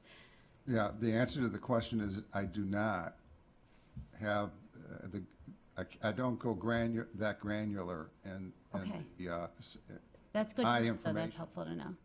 With, there are GIS programs and things you can use to, map it out. But I present this just as a way of saying, there it is. You need to look at it. Yeah, thank you. Yeah. Mr. Mecca? So going back to one conclusion you drew in the report, though, you did say that based on these data that you saw no concern for feeder patterns for buildings or anything like that. Do you still stand by that, given those percentage increases that I was referencing? Based on the information I have, I do feel that the buildings can accommodate the numbers, but it's really up to the district to determine what's changed. How the building is. I don't know. I haven't visited them many years. I would say that we as a board have some work to do on this issue. Just my own opinion. I think we need to know what the capacities of the buildings are stated as right now, how that was arrived at in the past, and look at what our enrollments are looking like for certain buildings, and figure out if we need to make any changes to accommodate these shifting patterns. Thank you, Dr. Grossman, for your report and for being in the hot seat tonight. We Oh, I Pleasure. don't feel like I'm in the hot seat. Now you have one further comment? Yep, just I one retired 2004 from my school. quick business. question on, follow-up on Mr. Mecca. Do you, Sure. when you make these recommendations, know the building capacities? Is that part of your recommendation, knowing that, or is that not part of the report? Or your data set? That's information that I'm drawing on from past experience in the district, and you know, No, that's fair. I'm not I mean, it's in the hot just- seat here. Yeah, I'm just saying that it's physically what the building capacity. When the first time we did the study, many years ago, the enrollments were well over 10,000, 11,000, so same buildings.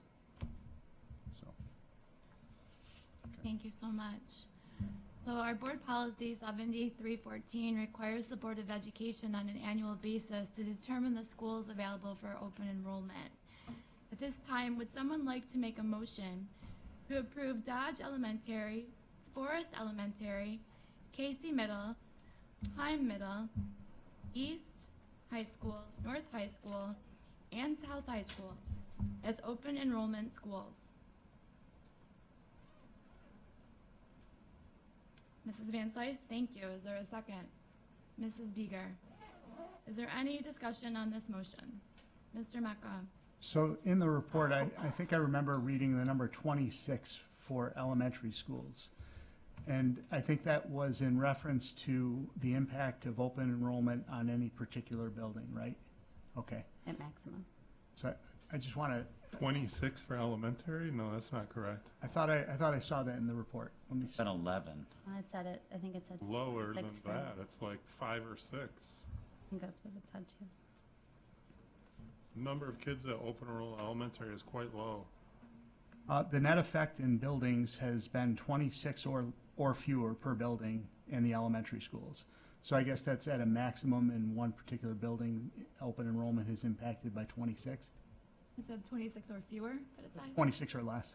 I was correcting the grammatical mistake. So if I don't think that number's accurate, but Okay. we can go back and check. So I just want to figure out, so if we look at like Maple West, which is at 650, what's 26 of 650 percentage-wise? I have to wonder if Would be about, that would impact a building by maybe 4%, right? I have to wonder if some of those open enrollments are due to classroom specifications on IEPs or things of that nature. Those aren't open enrollments, those are district placements. Okay. But no, you're figuring something in that's already figured in.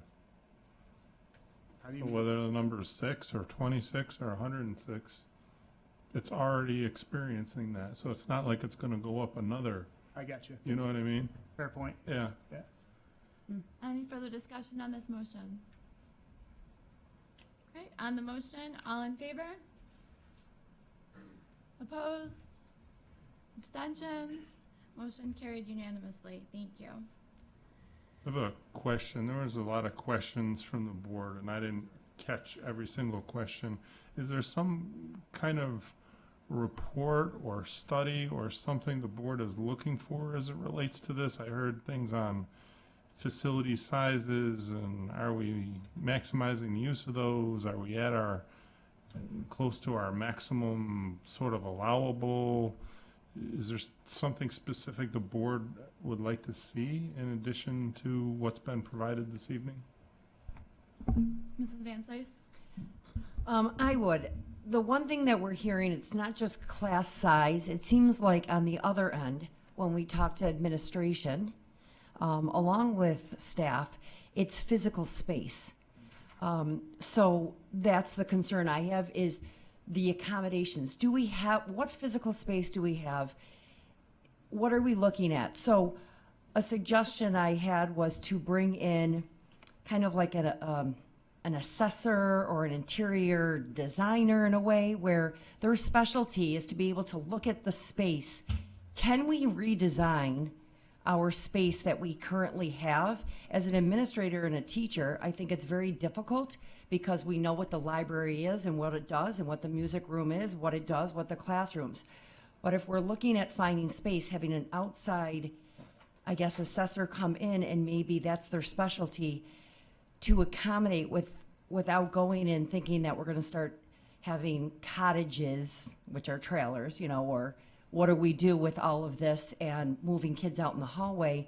Maybe we need to look at the physical space. So I'm very interested in, I guess, aligning that or seeing where we're at, how administrators feel, because that is something that not only do people talk about class sizes, we continuously hear about the physical space and either the lack of it or what are we going to do with this. So, you know, if we want to reduce class sizes, we can't just do that. I mean, as a school board, we can't say, sure, we're going to reduce class sizes if there's not the physical space. We just create more problems. So I think that really is a component we need to look at. Okay. Dr. Martz, question? Yep, to answer the question and be more specific is a plan. What's the plan? You know, I'm referencing Maple West because I have the hard numbers there, so I don't know. I'm not trying to interrupt you or be rude, but the plan for what? What are you looking for a plan for? The growth of the district? Do you want new schools built? Do you want us to look into building new wings for schools? Do you want us to look at how much size there is to do class size reductions?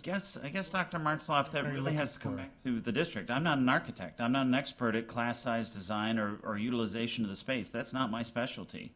And maybe that is what we have to go out and bring in and hire a consultant to come in and help us figure that out. But as I made reference to here with Maple West specifically, the projections show we're going to add another 150 people. We have desks in the hallways. We have tutoring and whatnot and assistants and aides that are working in the hallways to help our students. And our job here at this table is our students first, to put the best environment together. So what that entails, I'm not sure. Does that mean the next capital improvement project is putting wings, new wings on all of our elementary schools? I don't know. I don't have that answer. Does it mean that we, on a couple schools, put more wings or add spaces?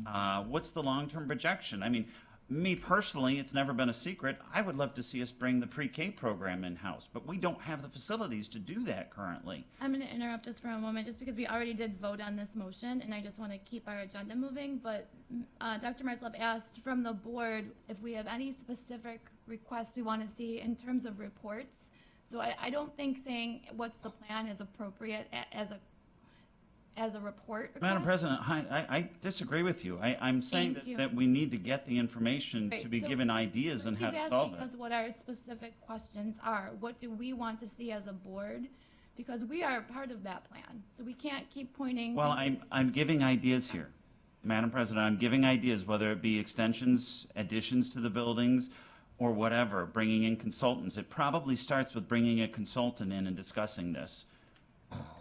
Okay, so we have some suggestions on the right. Anybody on the left to answer Dr. Martzloff's questions? Dr. McClary. I would just like to see an actual, if it's available, the building capacities. Building capacities, thank you. Mr. Mecca. That's what I agree with as well. I think, throwing the cameras off, sorry. I think that that's where we should start. Is there a building capacity required by law, first of all, or do we have any information as to what we think the optimal capacity is to the building from some previous information that was done, some previous study that was done in the district? And let's talk about that once we get that information and see where we go. Thank you. Does that give you a little bit of information to do? Yes. Okay. I'm going to move on to our next agenda item. It is item. I can real quick. We did vote on the motion, though, and I do want to keep the agenda going. Okay, great.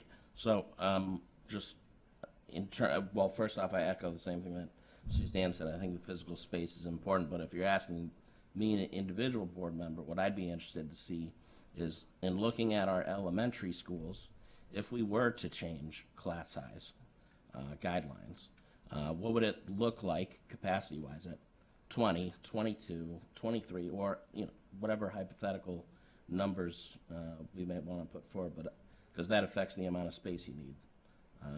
So that's what I'd be looking for, Dr. Martzloff. Thank you. Thank you.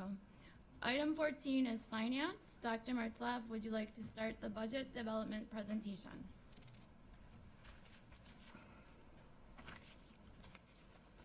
At this time, I'll turn it over to Mr. Matursky, who will share some information about the historical budget reductions as well as the financial analysis of the 18-19 audit. Thank you, Dr. Martzlaff. As the Board of Education knows, last month the auditors came to you and presented the 2018-19 audit. This report is just a summary of that information. I did want to, though, just put a couple initial reference items here so that everyone understood where and why that is being done every year as you see those reports. Education Law Section 2116A is really what is the requirement for why school districts do audits. And as far as what is being audited, again, the auditor did a presentation on these items, but just to review: general fund, special aid fund, federal grants, capital project fund, school lunch fund, debt service fund, community education, and the extra classroom fund.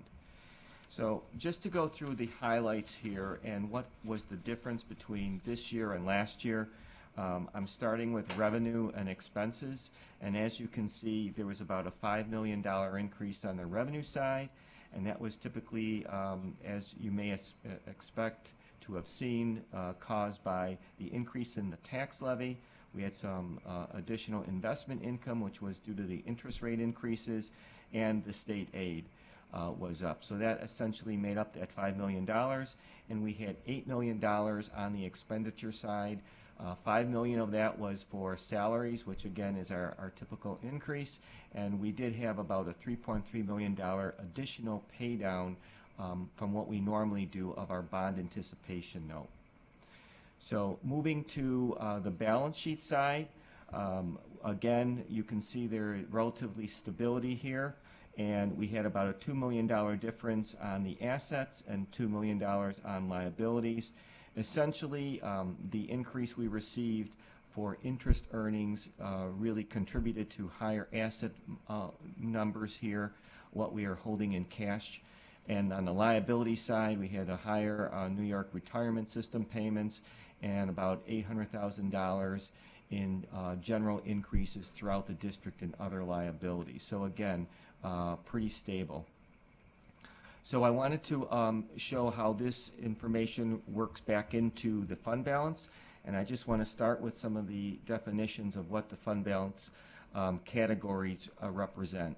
So appropriated fund balance is really made out of two items. It's going to be the amount that you're appropriating for the next year's budget in the revenue budget, and then encumbrances, which is the carryover of purchase orders from the prior year where we have not received the items and not have made payment. Unassigned fund balance is what we hear about this 4% cap, and that's the amount that is not committed to any particular future use, as opposed to restricted reserves, which is also classified as a fund balance in the audit.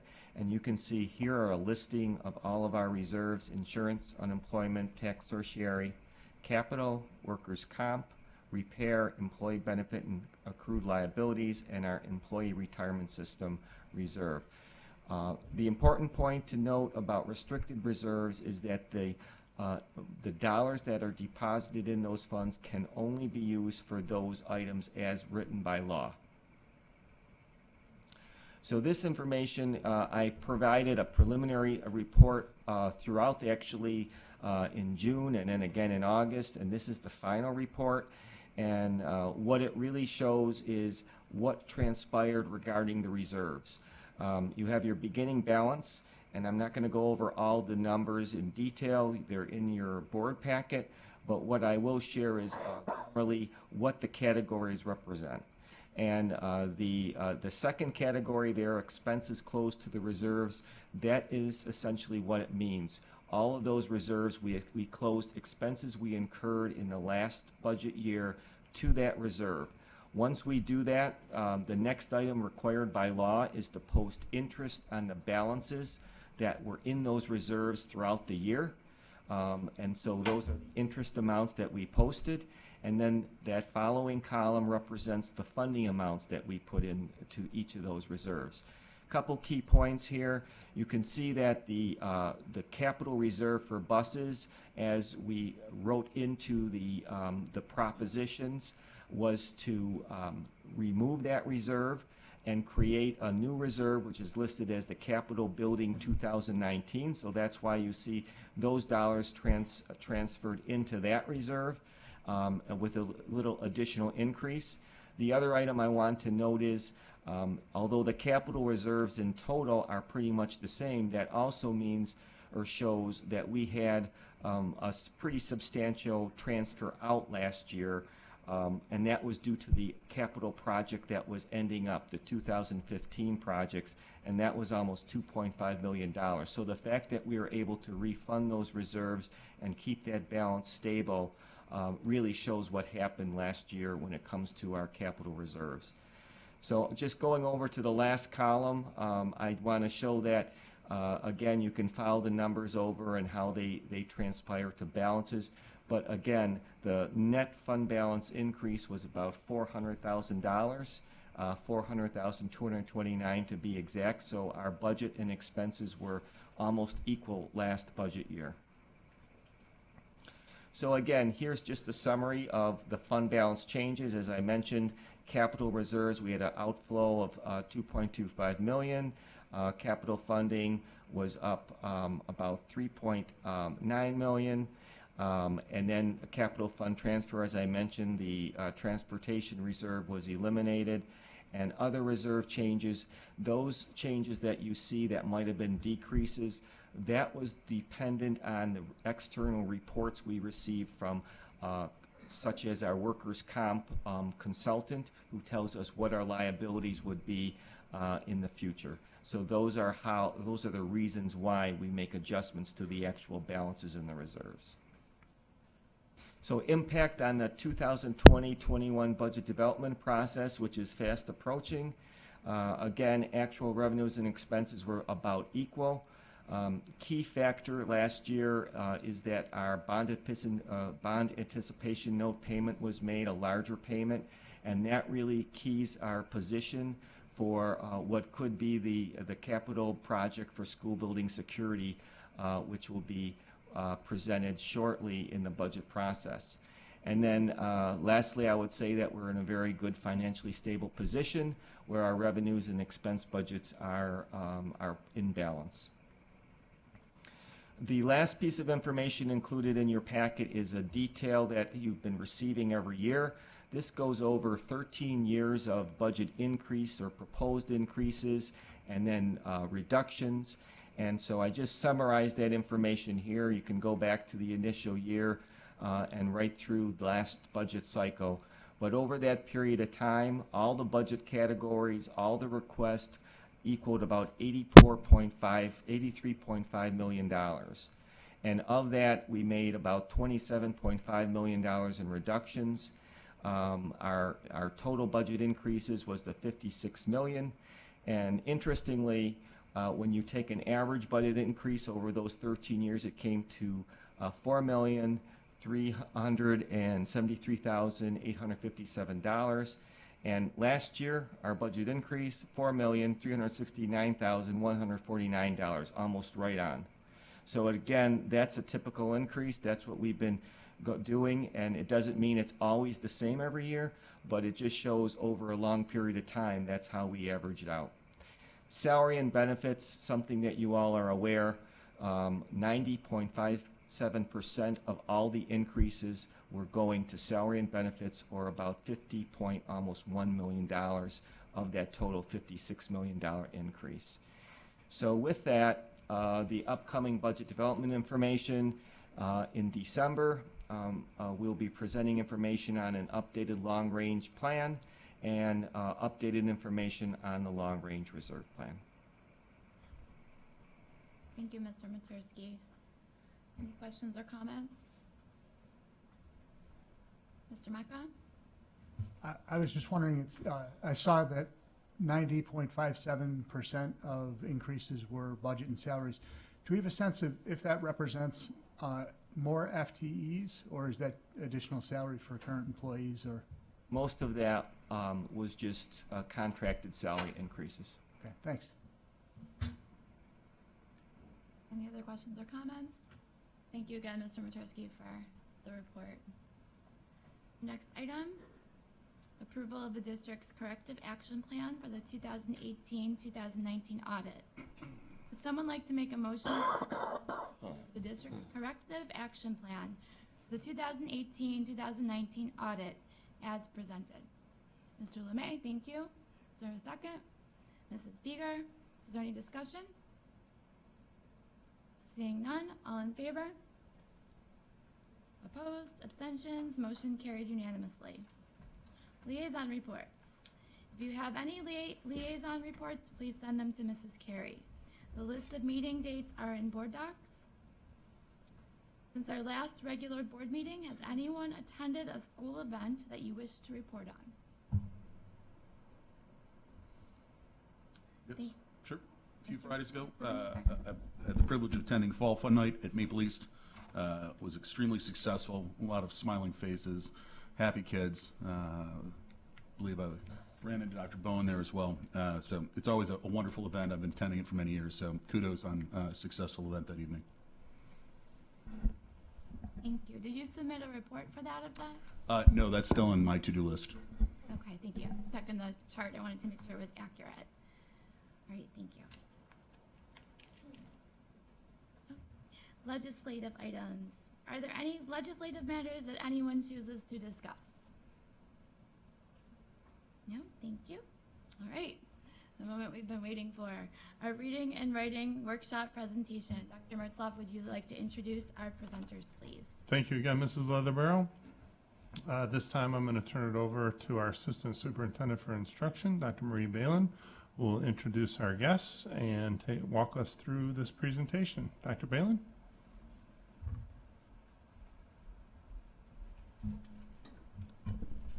Thank you, Dr. Martzloff, and thank you to the board for the opportunity to present this evening. With me tonight are Gail Militello, our instructional specialist for ELA and reading. We have all of our elementary principals in attendance tonight. You see them behind me here. Dr. Bonnie Stafford from Heim Elementary, Mr. Jason Smith from Maple West. We have Keith Wing from Forest Elementary. We have Mr. Andrew Bowen from Country Parkway. And we have Dr. Bill Bowen from Maple East, Mr. Charlie Smilnich from Dodge, and also joining us this evening is Mr. Mike Calandra from Mill Middle School. We are thrilled to be able to share with you the information regarding a journey of literacy, actually several years in the making, that has been both transformative and inspiring. With the support and leadership of the Board of Education, a special thank you to Dr. Martzloff for supporting the work you're going to hear this evening, the district and building administrators who joined me tonight, the momentum among teachers to deliver reading and writing instruction using the workshop model has had a profound and significant impact on our students, as well as staff and families. Many thanks to our educators for engaging in this most important work. Thank you particularly to our building principals for not only leading the work, but being immersed in it themselves. As the board knows from past district goal updates, this school year, all teachers at the elementary level are implementing the workshop model. Resources that come out of the Teachers College at Columbia University, also called the Units of Study. The majority of teachers are implementing both reading and writing workshop. Next year, as we start off our new school year, all teachers at the elementary level will be implementing both workshop models across all of our K-4 classrooms. At the secondary level, interest and momentum have grown significantly, with the number of teachers in ELA engaging in either workshop or student book clubs, a teacher's college model for extending this work into the middle grades.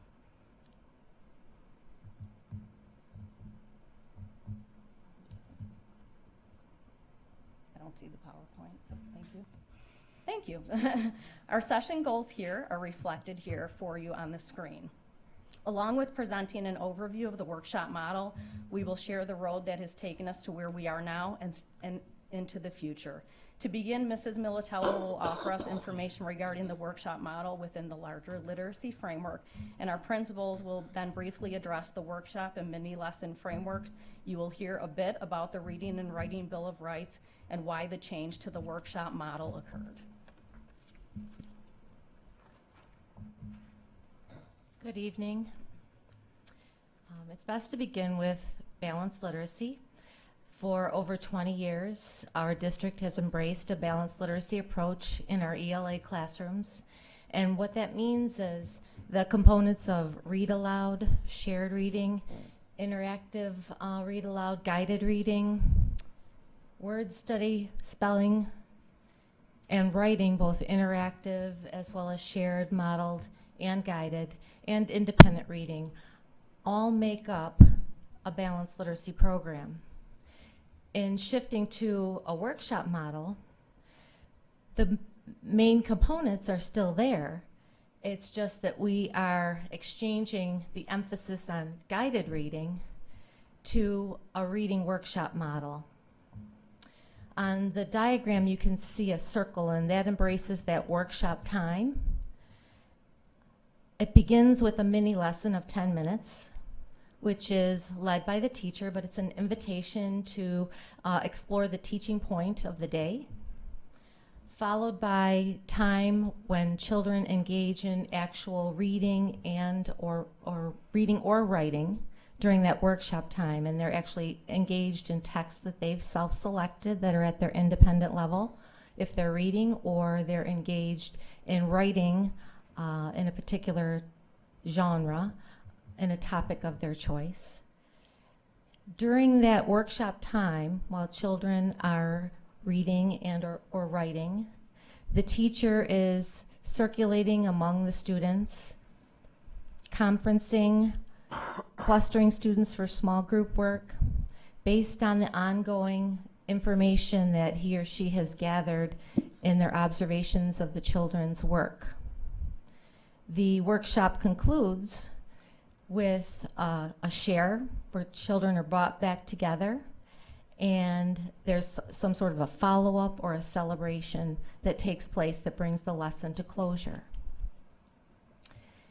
Within the workshop model, the balanced literacy components are still there. Most of the time, though, is spent engaged in reading and writing, the children reading and writing, as the teacher works among them to facilitate their learning.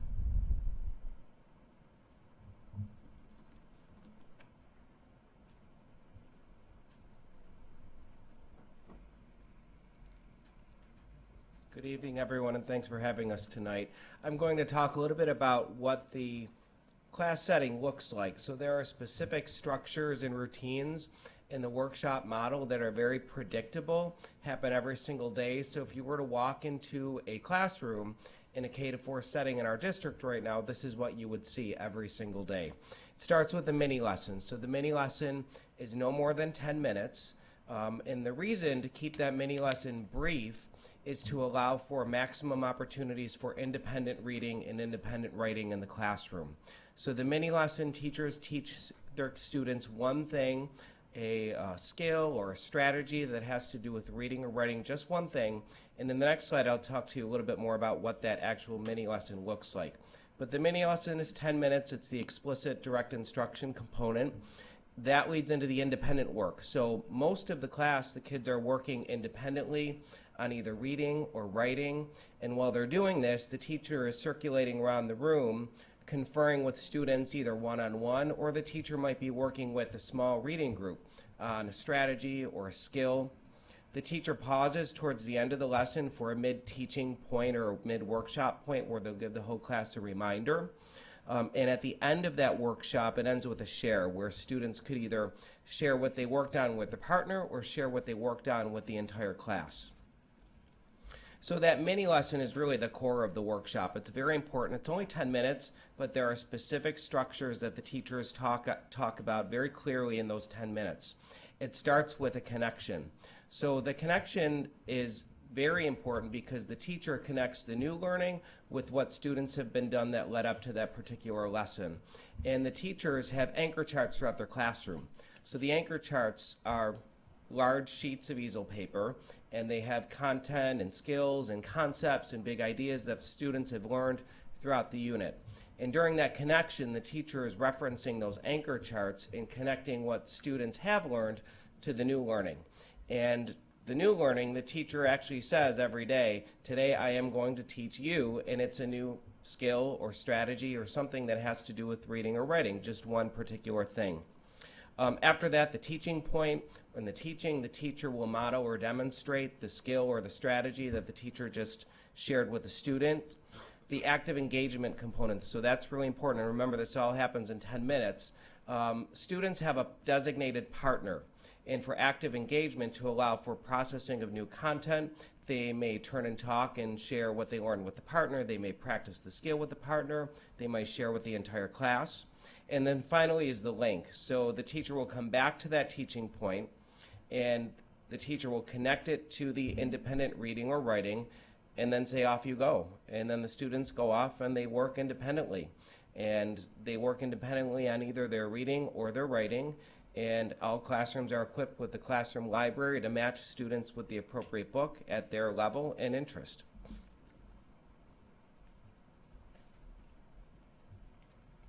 Good evening. The listed bullet points before you are research-based best practices that are embedded within Reading and Writing Workshop. I'd like to highlight 3 of them for you. The first being student choice. Students are able to select books or can write about topics that matter to them. Engagement is automatically positively affected. The second is access to books. We've supported all teachers who have implemented Reading Workshop with a grade level library of approximately 700 books that have been curated by Teachers College. Thirdly, students are given substantial time to read and to write. There's a positive association between time engaged in those activities and student learning. Slide. The heart of Reading and Writing Workshop is that it is, in essence, on-demand teaching. Teachers use real-time performance assessment data to guide their individualized instruction with students during the independent portion of the workshop model. And there's great power when teachers can customize their teaching to get students to the next level in their literacy development.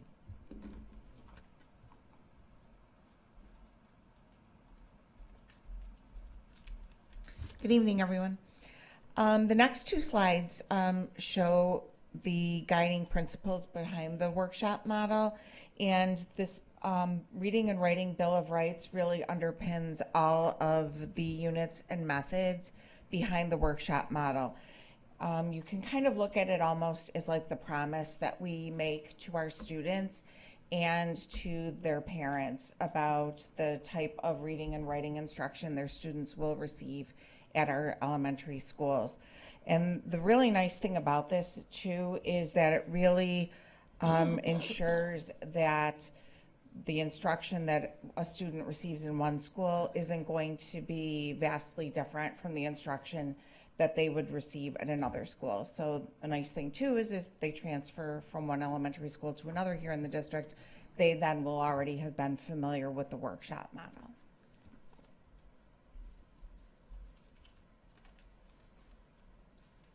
Good evening, everyone. So why change? Why this journey towards the workshop model? Looking big picture, as a district, we're always looking to improve the quality of instruction to help children reach their highest potential, and as Bonnie mentioned, a consistent approach across buildings. So the workshop focuses on literacy development through authentic delivery and application of reading and writing that is student-centered, engaging, and provides one-to-one differentiation. Thank you. The next 2 slides provide a chronological snapshot of some of the major happenings and endeavors related to the Reading and Writing Workshop. As you can see, this work's origins or roots date back to about 14 years ago, where 150 teachers attended professional development. At this time, the Teachers College kits and resources were in grade level bands and not grade level specific. I actually recall this personally because this was at the beginning of my own teaching journey, so these are very familiar to me. Approximately Approximately 5 years ago, however, Teachers College produced an update to these resources in grade level form to facilitate their use more effectively. During this time frame and over the next several years, including more recent years, teachers, building, and district staff conversed and supported reviewing and trying these resources. Professional development, as you are aware, was offered in district. These include our summer institutes and our after-school courses. And many teachers have traveled to New York City to attend training there. You've heard some mention the Saturday reunion, which is actually a free opportunity. If you can get to New York City, all of the sessions are actually gratis. They're held there at Teachers College, and very engaging sessions on reading and writing strategies and development. In addition, some local schools allowed for some visitations to see this model in action.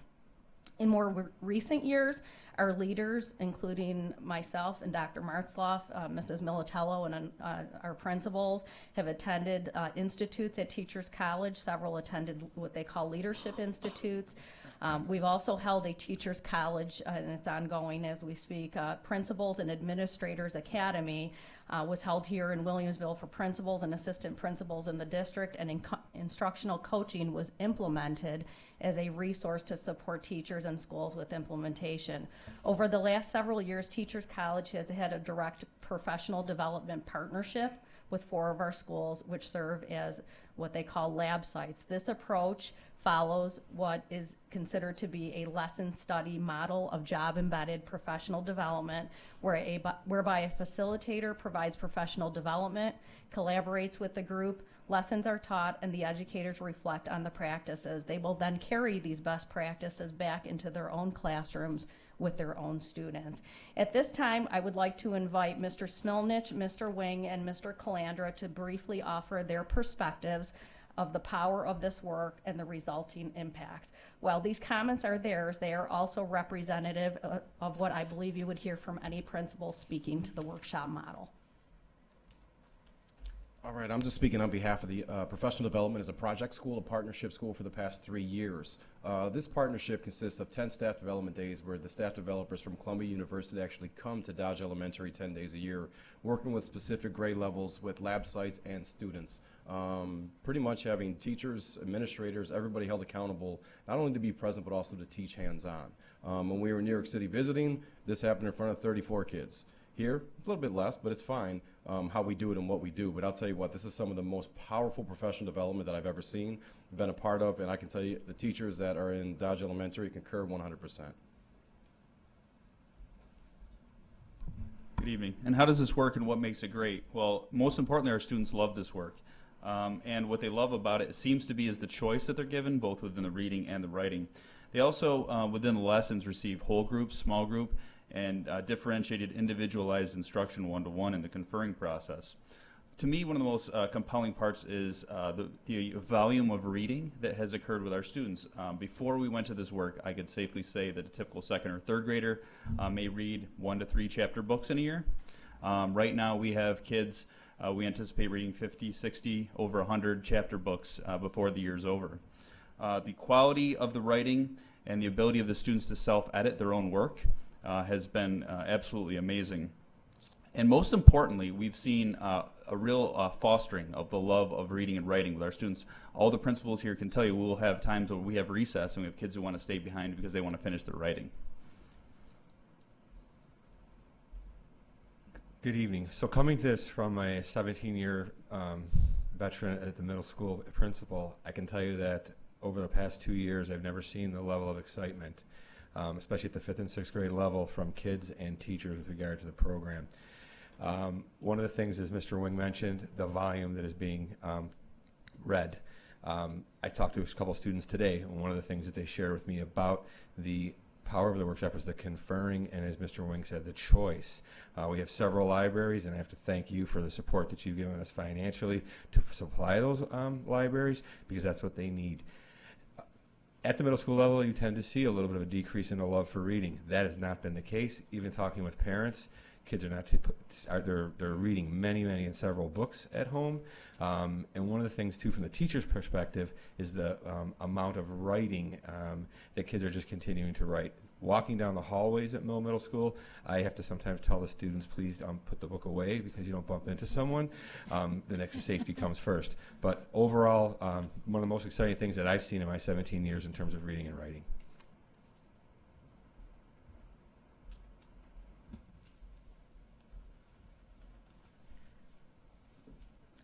So as we see the power that this has had for our elementary and early middle school students, we begin to think about, well, where do we go from here? And recently, 180 Days was a book published by Kelly Gallagher and Penny Kittle, and it addresses implementing choice and voice in the secondary English classroom. And through a mixed model of independent reading units, 3 book club units, and 2 core texts where everybody reads 2 novels that are the same during that school year, the 180 days of the school year. The writers were able to demonstrate with their own classrooms how this could look in a secondary English classroom. As a result, we took some English teachers to see the 2 authors last year. In Albany, they came back and asked if they could implement book clubs before the end of the school year. We bought the books for them, and they implemented and were thrilled with their students' reactions to actually selecting from 8 different texts which one they wanted to read, and then developing their own program for reading that novel, how many pages they would read and such. We've had books, we've had teams that then chose to do an implementation team, which is a form of professional development that involves a study group around a text and then looking to implement that in their classrooms. And we have secondary English teachers who are implementing book clubs this year in our high schools and in our middle schools. In addition, we offered a 6 through 8 reading group this summer as part of our Summer Institute. And of the 24 teachers that attended who are from the middle school, each one expressed an interest in implementing at least a book club this year. So the invitation to explore this work is growing at our secondary level as well, and we're thrilled about that, about the opportunities that's offering our students and our teachers. In summary, the hallmarks of this outstanding approach to high-quality literacy instruction are many. The authentic and enjoyable engagement of students is certainly first and foremost.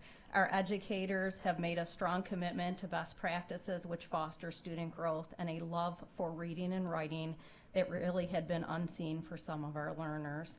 Professional development, as you have heard, and continued learning on the part of the adults is also key, as is ongoing collaboration and support.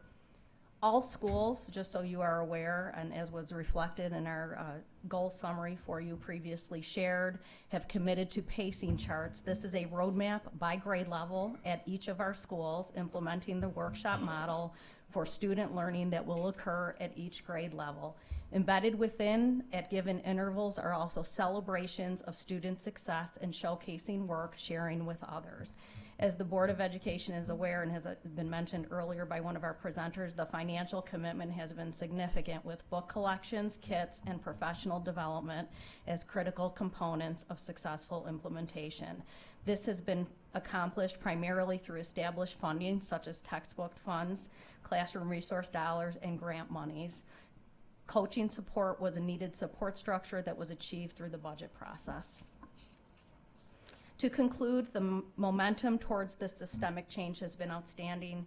Stakeholders, as you have heard, have remarked about the power and value of the model, and student work and belief in self has been impacted in a significant and profound way.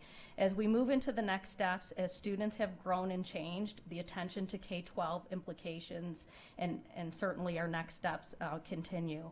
We are called to action differently to support a new generation of readers and writers.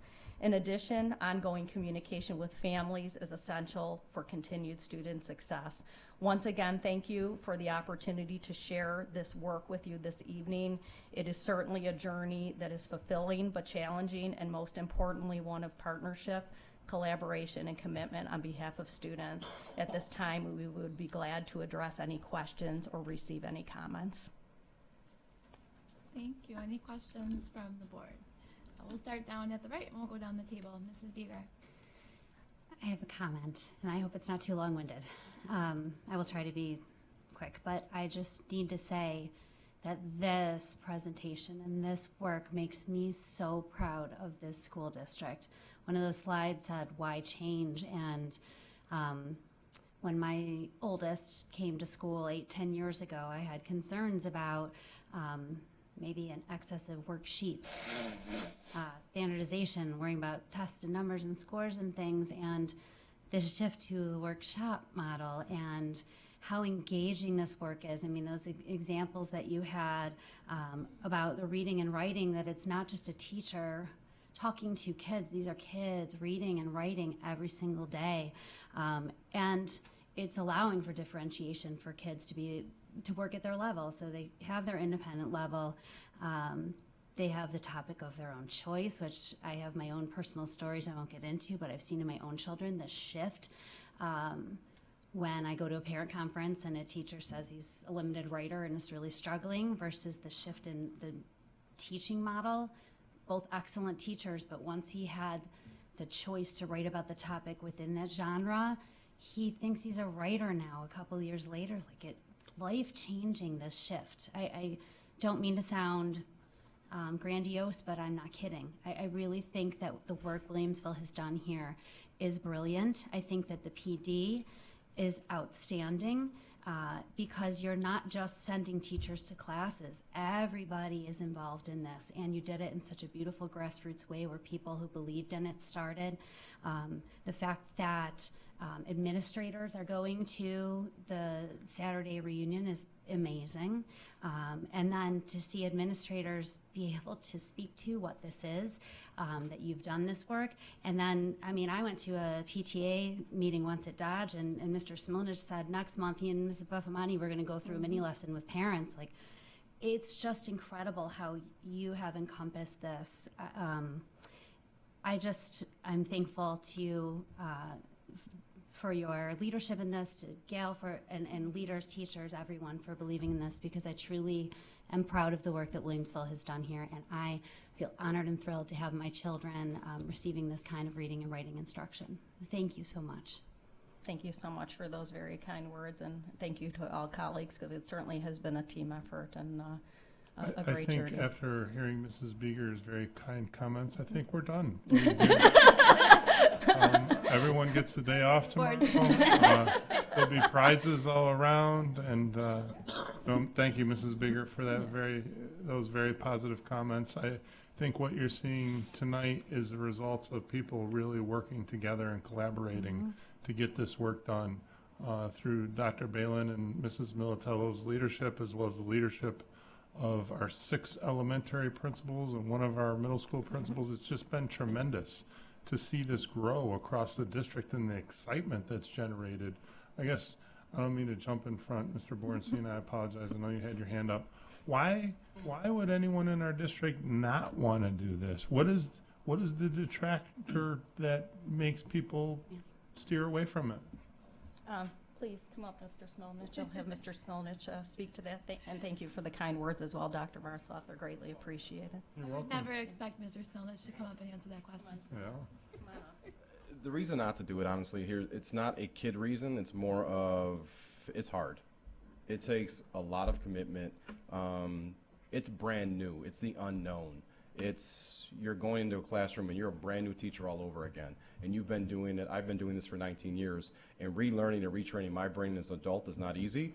But now I have teachers asking me, can you come to my classroom and coach me while they're teaching? That's like unheard of in education, period. So when you say, why wouldn't I do it? Or why wouldn't they do it? It's fearful. I mean, you're being brand new, you're exposing yourself all over again. It's not easy to do that. As an adult, it's not easy because you're learning right alongside the kids for the very first time. Year 3 that we're in, the teachers are confident as ever. But that first year, it was tough to get off the ground because people wanted to learn stuff, but they didn't necessarily know what and how to do it because it's easier to do the thing they've always done. There's always that saying, if you continue to do what you've always done, you continue to get what you always got. So I would think having principals like all of you gives it a chance of succeeding because you're able to help them, you're able to coach them, you're able to support them. So if they do make mistakes or don't do it quite right, you're able to work through that and get through that. Would that be accurate? I think that's very accurate because we're learning right alongside the teachers and the students. I mean, you can look at anything in terms of a new curriculum coming. You look for an implementation dip. If you look across the district, there hasn't been one necessarily an implementation dip in terms of the historical New York State data. There's nothing been dipping in trend-wise over the past few years because of an ELA curriculum. There's other factors that play into it. You can get into that. That's political reasons, but we're not getting into that. What I'm saying is that the curriculum itself, to us, is brand new. For teachers, it's brand new, and for students, it's brand new. We're in year 3, so our 3rd graders have had it, our 4th graders have had it all the way through now for 3 or 4 years, so the language is consistent now. There is no longer the question of what is 1st grade doing, what is 3rd grade doing when you're a 2nd grade teacher. You know where the 1st graders are coming in, you know where they need to go when they leave and get to 3rd grade. That's historical because now you have consistent vertical language that is just there and it's living every single day. There's pacing guides that tell everyone where we're at, what we're doing, how many units, what day, when the celebrations are there. Principals have to be in attendance for them to celebrate alongside the parents. When the parents come in for writing celebrations, it brings people into the school. It's not just a program. I mean, I think we will be giving it a bad name if we said it was a program. It's a framework for all of us to learn and to do. Want to add to that? In an effort to be effective and not repeat statements, does anyone else have a question or further comment? Mr. Borenstein, are you deferring to Mr. LeMay? Yeah, absolutely. She said it so well. I don't have to add anything other than thank you for staying this long to explain this to all of us. It's a very exciting program, and we are definitely ending our evening on a high note. Thank you. Thank you. Mr. LeMay? I thank you. I've been on the board for 5 years now, and I've been hearing about this program for so long. I've been so excited to finally learn about it. So I think my only disappointment is that we're finally just learning about it now. I wanted to know about it years ago. But I wrote down several questions here that I wanted. I don't need long answers, just very brief stuff I'm just curious about. I was looking at time commitments, so I was curious, you know, in an average day, how much time is spent on the reading and math workshop? Because if I look at the slide, I would guess 2.5 hours. Is that fair to say?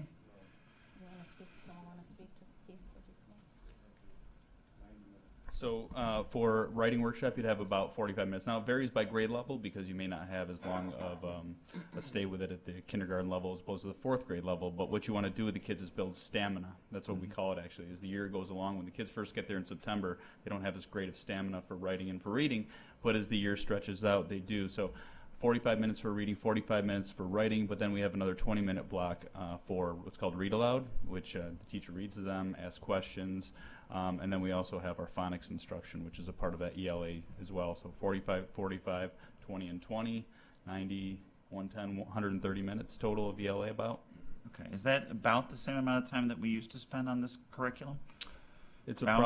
approximately the same, yeah. Okay. Shifting to the middle school there. I'm hearing in the elementary school the biggest, if you could so to speak, put one specific reason down as to the success. I heard a couple times student choice, and that was the overwhelming reason. I wonder when we get into the middle school, I know the program has to shift, and we're not completely implementing it as the same. But how does that shift to other subject areas like maybe nonfiction or a subject matter that they're not as interested in reading upon or writing upon? How do we keep their interest, I guess, is where I'm asking. I think it's through the free choice. I mean, we're trying to get away from the classroom novels. So in terms of the nonfiction piece, they still have choice. One of the things we don't have the same level of time. I wish I had 130 minutes. We're looking at about 75. So it's really, I don't know if I'm answering your question, but we're really trying to get away from the novel piece and really work towards the kids reading and the numbers of books that they're producing and raising their level in writing. So we're a little bit behind in terms of where the elementary school started, quite frankly. I want to say it was 3 years ago that Keith called me and said, you know, I want you to take a look at this workshop model and, you know, some of your teachers. And we went to Forest and we checked it out. We liked it, and we started to move in that direction. And what would not be possible is without our libraries. And when you do your school visits, check them out, because these kids, it's thousands and thousands of dollars because there's the books that they have at their disposal right then and there. It's not going to the library, which we have a nice library, but it's not to the same extent of what these kids want to read at the level that they're reading. They're also going through, I'm not going to say the right term. It's not SRI. The running record. So now you're getting a snapshot of what level these students are at. And the students I talked to today, their biggest plus in it was that I'm reading things that I like to read. I'm reading things that I can talk about. I forget who presented about the partnership. I think it was Dr. Bowen. And they're more confident. I think that's the key, because I will tell you that is the key, because I can tell you right now, I never considered myself to be a very good reader because I wasn't confident. I think that's what we're producing right now. There is the confidence in those kids to now put words to paper. And I think that's really where I've seen the benefit so far. Awesome. One last question, probably for Dr. Balin. And I thank you, all of you. I mean, I thank you for staying so late. That's the norm for us, but not for you, I understand. And I see the huge success here, and we've heard nothing but success stories for the last several years. What about Math Workshop? Is that something that exists? Are we looking into it? Is it something we're playing with down the road? It does exist. So there is actually a parallel structure. We've actually seen it in two different settings. In our most recent visit to New York City, we had the great added benefit of being able to visit a middle school.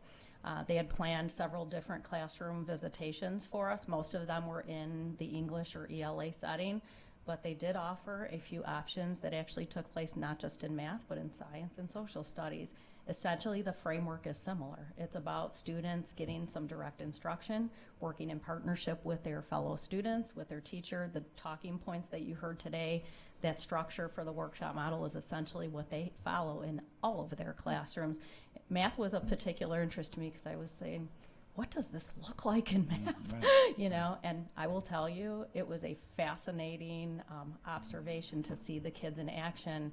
The time we walked in, they were actually analyzing one of their own assessments and talking with a peer about what they saw and the takeaways they had. It was a fascinating structure. It's not called workshop. The model they happened to use at the school was called the dialogic method, so there's actually a name for it, but we are actually looking into a couple of different structures. That's just one. The other one actually also comes out of New York City. It's not Teachers College, but it's very, very similar in nature, whereby there is, as we explained here, how we have a partnership with Teachers College where they come in and do some job-embedded professional development. There's actually something very similar in math. So it is definitely something we're interested in.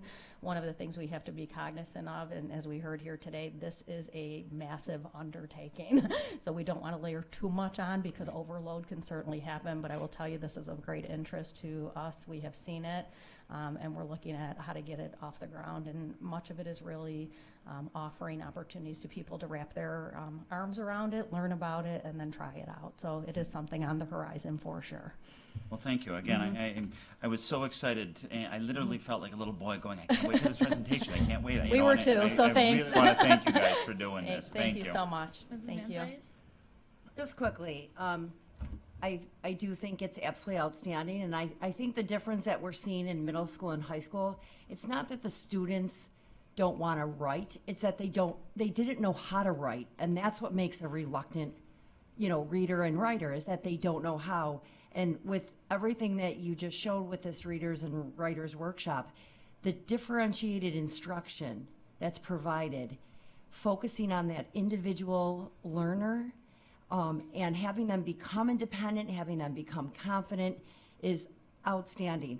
And I absolutely love the one thing that I think I'm most impressed about is that the district had a plan and a vision, and we see it laid out in front of us, and now we have a total approach to a complete district that's following a certain framework, which is outstanding because many times we don't see this. We see a school doing it, we see a couple classrooms doing it, and so there's all these pockets. I love that administrators, I love to see that Dr. Martzoff went to a conference on this, and I talked to teachers. Maple West, we were there for a building visit, and they did state, I said, how do you like the Readers and Writers Workshop? And they just had remarkable things to say that they love it. So to know that the teachers are just as enthusiastic as the students, it's awesome. So I do commend everyone in this district, the principals, the teachers, all, yourself, leadership team. I just think it's outstanding. So it's so great to see. I do have one question, which is just, while it's our job to kind of monitor that student achievement, how are you tracking progress and monitoring student achievement to make sure that this workshop is providing those necessities for that student growth? Thank you. First of all, thank you for your kind words. They're greatly appreciated. As far as monitoring, that is actually a great question. So there are a couple of significant action steps that we've taken. First of all, it is a collective goal that we have all set and committed to. So you will notice worded in our very goal for this school year, one of the goals from our Office of Instruction centers around the implementation of the Readers and Writers Workshop. We agree that that would be something we all committed to. That involves everybody who spoke here this evening and all of the teachers as well. The pacing charts are significant. The fact that we have committed to paper, and this was all developed by teachers and principals at the building level in partnership with some of our district staff members, is there is an articulated pacing and commitment. A couple of the principals spoke to it too, that actually maps out what our roadmap should be and where we're going. Embedded within are also celebrations of student work. With that being said, there are artifacts of student work. So with writing, for example, there are produced writing from students. They actually cross genres. We will actually have a plan to collect some samples of those, and we will, even amongst ourselves as administrators, look at that work. That's an expectation that already is part of the workshop model at the building. They're analyzing what students are doing. Successes certainly are a big part of it, but it's also to map out what the next steps are from an instructional perspective. So where are we going, both with individual students, it may be a group of students or an entire class or grade level. It's really that level of analysis that happens. With the reading piece, a lot of it is anecdotal, certainly, because we want to hear from our stakeholders, primarily our students, that their interest and their love for reading has grown, but it's also about consumption. Mr. Wing shared about how many books students are reading, and also we're monitoring their text levels through some key instruments, such as what was mentioned here today, which are running records. Those are actual accounts of student comprehension and fluency in the area of reading, so we are able to see how much growth students are making over time.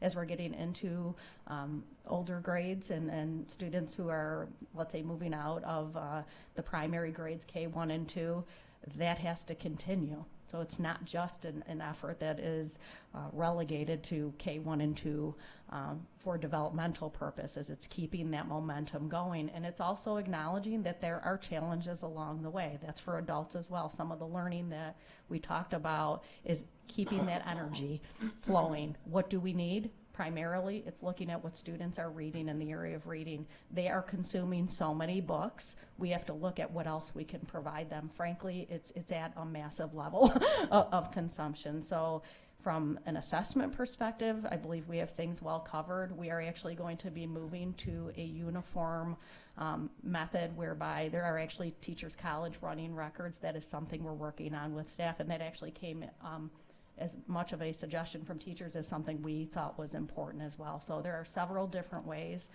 in which student learning is monitored, and it's really through those authentic reading and writing outcomes that we're looking at. Thank you. Anyone on the left? Dr. McElroy? Just quick, with my background is ELA, so even just listening to all this, it just makes me smiley.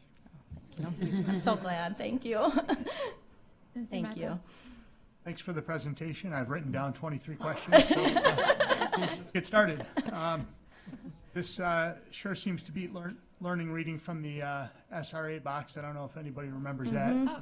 That's what I did in I think we kindergarten. all have recollections of something that is or looks like that box. Right? For sure. I'm very excited about this because I certainly expected my daughter to come home from kindergarten as an emerging reader, but I wasn't prepared for her to become an emergent writer. She's always making books with me at home with illustrations and words. It started with some invented spellings and strings of words that didn't necessarily make sense together, but now she's actually getting pretty good at it.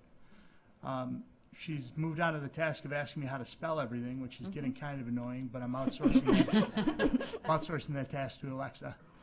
Mr. Calandra mentioned the libraries. I just want to give a quick shout out to Mr. Worthington at Maple West, who my daughter gives rave reviews to because he often dresses up as characters when he reads the stories there. But I really appreciate the presentation. It's a nice job. Thank you. Thank you so much, Mr. Mecca. Comments, gentlemen? No. Sure. Dr. Venator. Yep. Leave it short and sweet. This is absolutely phenomenal work. Thank you and congratulations to all of you presented tonight and all of your colleagues that are involved in this program. Thank you very much.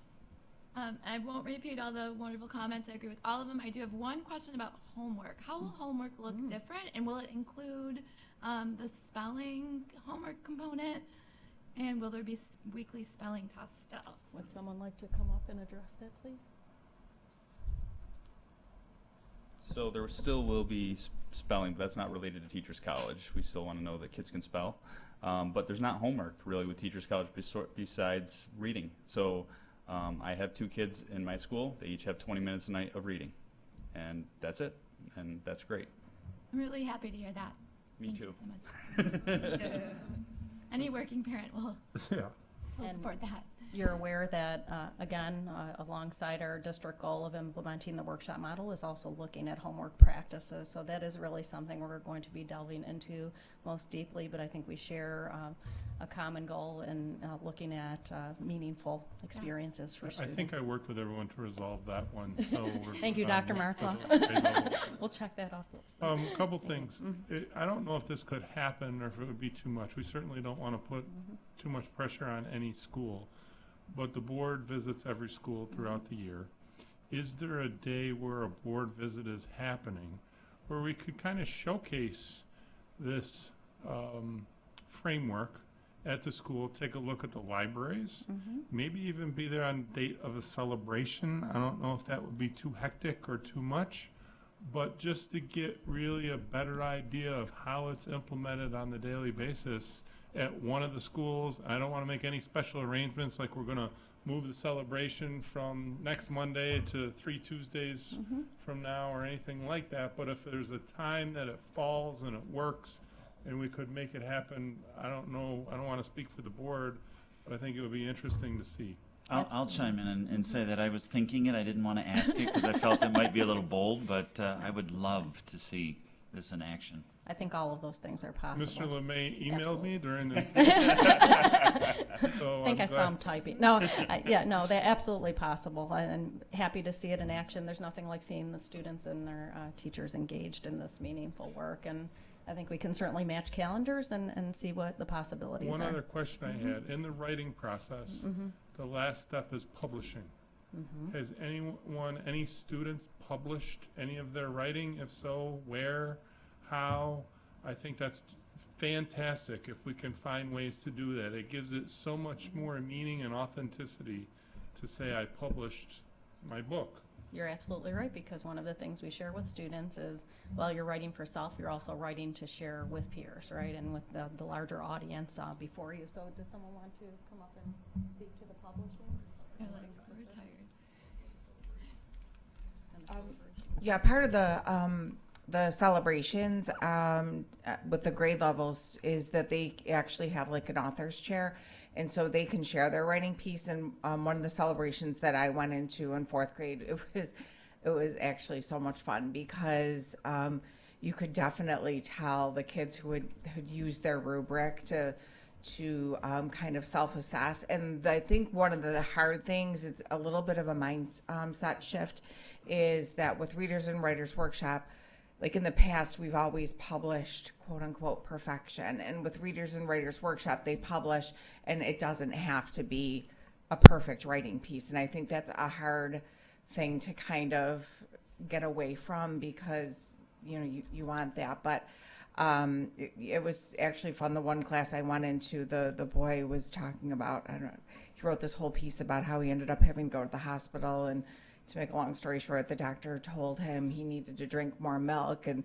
you could tell that one of the things in that particular unit was adding expression and voice to your writing. And so he had this whole thing with quotations everywhere. What are you trying to make me get fat? There's like 36 grams of fat in each cup of this milk. And he's reading this with such expression, but it's just really funny. But I guess, Mr. LeMay, to answer your question, when you come to our buildings for your board visits, Readers and Writers Workshop is a daily thing. So, you know, anytime you come, nobody's really changing their schedule, because that's just, you know, what we do now. So certainly, you know, when you come to Heim, you can certainly go into some classrooms and see. And I can actually, anyone who wants to know, all of our schools, our pacing calendars include the celebration dates, and those are already set for the year.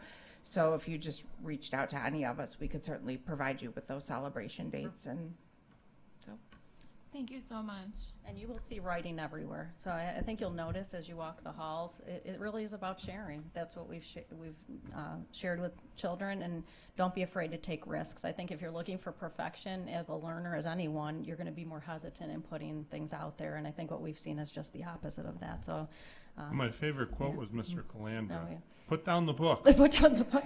I said, I consider that a good problem to have, for right? sure. That's for sure. Great quote.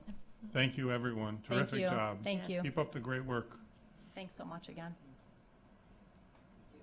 Nearing the end of our agenda is item 18. There are no personnel items to discuss. Number 19, there are no district facility and support services items to discuss. Item 20 is special needs and student activities. There are no items to discuss in this area. Committee of the Whole, does anyone have a request or matter to discuss under Committee of the Whole? Mrs. Beeger. Just something quick. Dr. Matzloff, you had asked us before if there's anything specific that you would request, that we are looking to request the district to do regarding enrollment, going back to that just for a moment. The reason I had asked the question about specifically where housing is being built for specific schools is I don't want, as we plan in the budget or we're looking at class size or projections, to be caught off guard by that. So I'd like to request to ensure that our district is looking at that, even though the report looked at population as a whole, that we're making sure as a district we're being mindful. I know we don't know the magic number when a house subdivision is going in, but just so we're not caught off guard if numbers start to fluctuate in certain. We do, and Mr. Scanzuzzo is in touch with the Amherst Planning Department, and he gets updates regularly about where there's some thoughts about a development, how many houses, and we use a calculation to determine withdrawn students. since we're doing that. Thank you so much. Yep. Great. Any other items? I'm hoping that Borenstein? at our next meeting, we can take up the matter of the Dyer Award, the NISBA Dyer Award, and take a motion to nominate a particular person in our community. Yes. I will get back with you on that. There was some timing issues on that. Okay. Any other items? Okay. Correspondence. Is there any correspondence anyone wishes to discuss? None? We will now conduct our second public expression with the same rules as outlined for our first public expression. Anyone wishing to address the board should go to the podium and sign in, please, at this time. Do you need me to sign in up there? You can sign in after. Okay, That's Kristen all right. Cacciati. I promise it's not about class sizes. No, I just wanted to tell you from the parents' perspective. I know a lot of you are parents in the district, but I've also been trained on Readers and Writers Workshop, and the stuff that I'm seeing just coming home is phenomenal. And at first, when my fourth grader said, I have to read 30 minutes, I'm like, you're kidding me. But it is about building stamina, and I tell my own students the only way to get better is practicing. So just like baseball and basketball and the clarinet, you need to practice reading and writing, and I think we're just seeing such phenomenal things, and it's wonderful. So thank you. Thank you. You. Anyone else? Okay. Our next board meeting will be held on Tuesday, December 10th at 7 p.m. here at District Office. Would someone like to make a motion to adjourn the regular board meeting? Everybody. Mrs. Beeger, second. Mr. Borenstein. All in favor? Opposed? Abstentions? Motion carried unanimously. Thank you and good night.